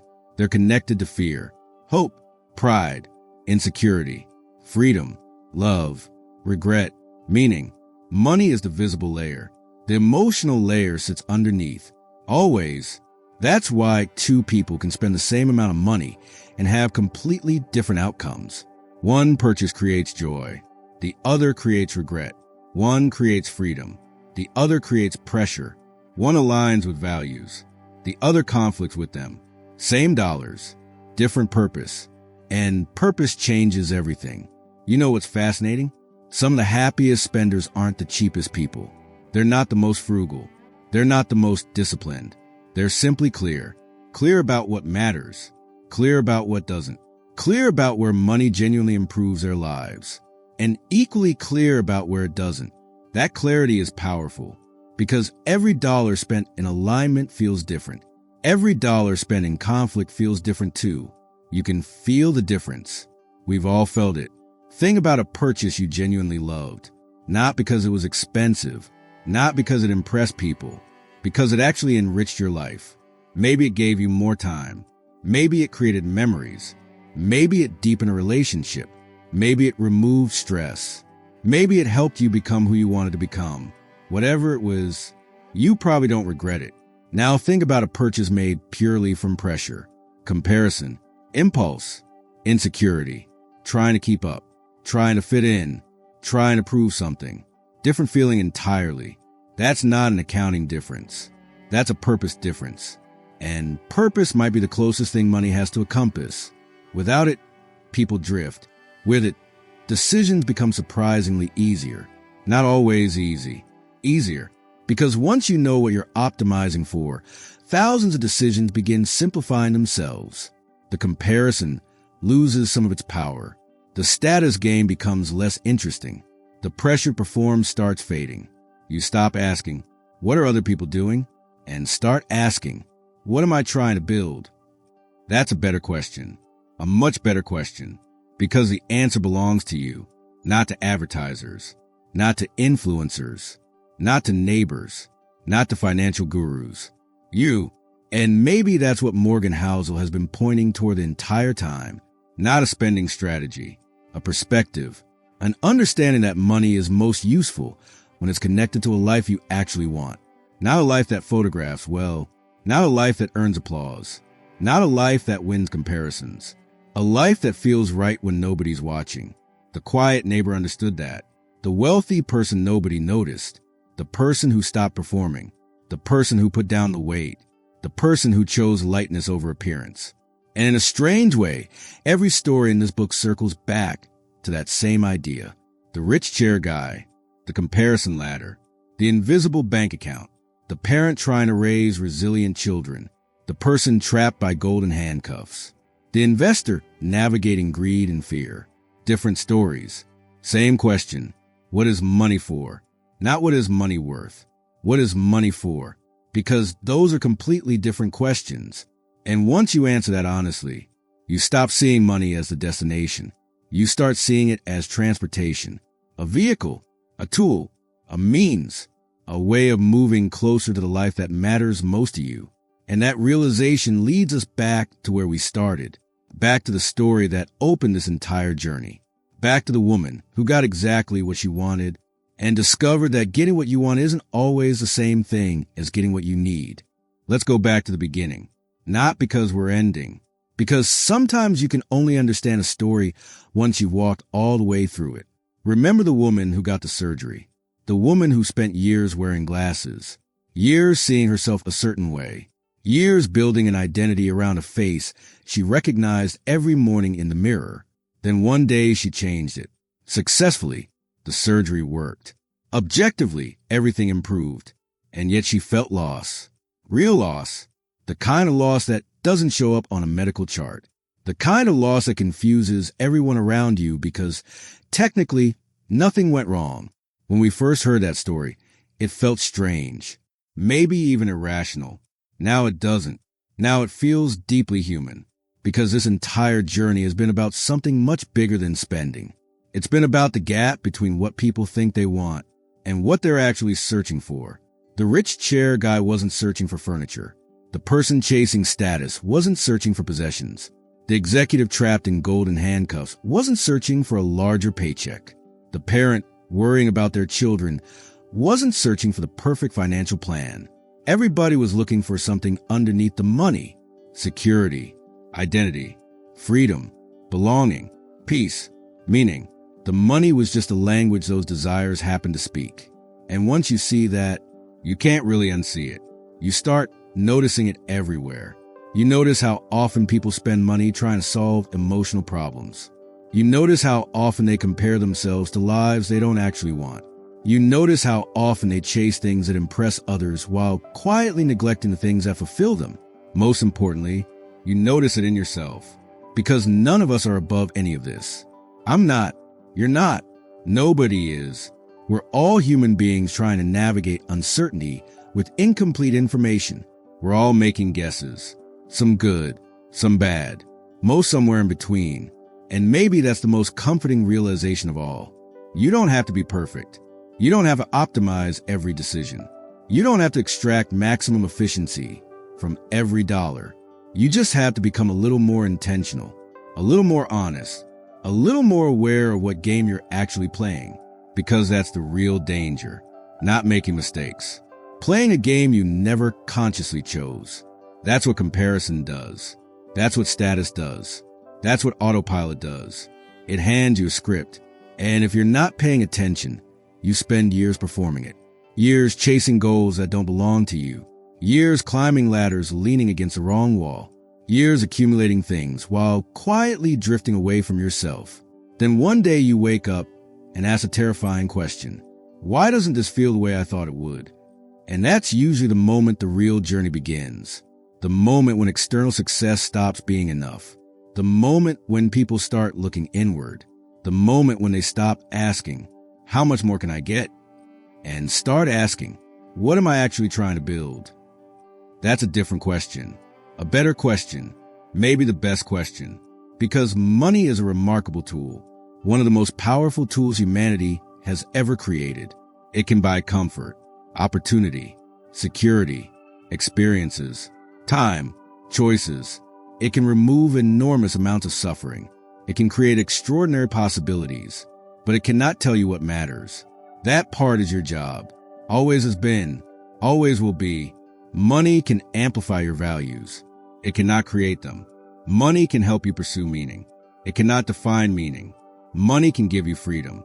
It cannot tell you what to do with that freedom once you have it.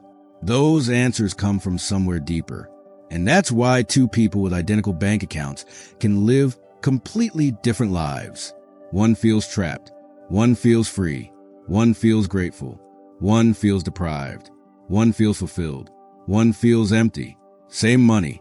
Different relationship with money. Different relationship with themselves.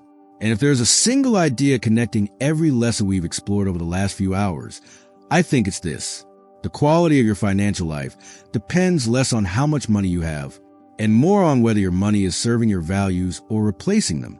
That's the distinction. That's the whole game. Because once money becomes a substitute for identity, problems begin. Once money becomes a substitute for purpose, problems begin. Once money becomes a substitute for relationships, problems begin. But when money supports those things, when it strengthens them, protects them, creates space for them, then something remarkable happens. Money starts doing exactly what it was supposed to do all along. It becomes useful, not sacred, not magical, useful. And honestly, useful is enough, more than enough. Which brings us to the final question. Not how much money you want, not how much money you need, not how much money other people have. Just one question. A question simple enough to fit on a single line and important enough to shape an entire life. When your money tells the story of your life, will it tell the story you meant to write? Because eventually, whether we realize it or not, every dollar becomes a vote for priorities, a vote for values, a vote for the kind of person we're becoming. And those votes add up, slowly, quietly, day after day, year after year, until one day you look back and realize something. You weren't just spending money. You were building a life. The real art was never making money. The real art was deciding what it was for. You know, when most people hear a conversation about money, they expect numbers, percentages, investment strategies, market forecasts, rules, formulas. But after everything we've talked about, I don't think that's what this was ever really about. Not deep down. Because if money were just math, none of these stories would exist. The woman with the surgery wouldn't have struggled. The rich chair guy wouldn't have spent what he spent. The quiet neighbor wouldn't have chosen the life he chose. The executive with the giant paycheck wouldn't have felt trapped. And millions of people wouldn't spend years chasing things they don't even truly want. No, money has always been about people. Messy people. Complicated people. People carrying memories from childhood. People carrying fears from the past. People carrying hopes for the future. People trying to build lives that make sense. And that's why there's no perfect formula. Because there is no perfect person. Only people trying their best. And honestly, I find that reassuring. Because it means the goal was never perfection. The goal was awareness. To notice. To pause before the purchase. To pause before the comparison. To pause before accepting somebody else's definition of success. Just long enough to ask, is this actually what I want? Not what I'm supposed to want. Not what looks impressive. Not what gets applause. What I want. That's a deceptively simple question. And yet it might be one of the hardest questions a person can answer honestly. Because the world is loud. Everybody has an opinion. Everybody has advice. Everybody has a highlight reel. Everybody is selling something. Attention, status, identity, belonging, success. The world is constantly offering you a script. And if you're not careful, you'll spend decades following it without ever realizing you had the option to write your own. That's why I keep coming back to the woman from the beginning, because her story contains the entire lesson. She got what she wanted, but what she wanted wasn't what she needed. And how many times does that happen in life? How many goals do we chase without questioning them? How many purchases do we make without understanding them? How many ladders do we climb before asking where they're actually leaning? More than we'd like to admit. But here's the beautiful part. Awareness changes things. The moment you see a pattern, it starts losing power over you. The moment you understand why you're comparing yourself to someone else, the comparison weakens. The moment you understand why a certain purchase feels irresistible, the spell begins to break. The moment you understand what freedom actually means to you, you stop chasing everybody else's version of it. That's what wisdom is. Not knowing everything. Seeing things clearly. And maybe that's the greatest gift money can give you. Not luxury. Not status. Not even security. Clarity. The clarity to know what matters. The clarity to ignore what doesn't. The clarity to build a life that feels right from the inside, even if it doesn't impress everyone on the outside. Because eventually, the audience disappears. The comparisons fade. The scoreboard stop matching. And what's left is your life. Just your life. The mornings. The conversations. The relationships. The memories. The people you love. The person you became. That's the final balance sheet. And nobody else gets to define it for you. So if there's one idea I'd leave you with after all of this, it's simple. Use money to buy freedom. Use money to buy time. Use money to create memories. Use money to reduce unnecessary stress. Use money to help people. Use money to support the things that make life meaningful. But don't ask money to tell you who you are. That a job money was never qualified to do. And maybe that's the art of spending money. Not spending less. Not spending more. Spending in a way that reflects who you truly are and what you genuinely value. Because at the end of the day, every dollar is a choice. Every choice is a direction. And every direction eventually becomes a life. So choose carefully. Choose intentionally. Choose the things you'll still be grateful for when nobody's watching. And if any part of this conversation made you stop and think, if one story stayed with you or one lesson hit a little closer to home than you expected, I'd love to know which one it was. And if you enjoyed spending these last few hours together, you already know what to do. Stick around. There are plenty more stories worth telling. Until then, take care of your money. But more importantly, take care of the life it's meant to support. Because in the end, wealth isn't measured by what you own. It's measured by how well you spent the time you've been given.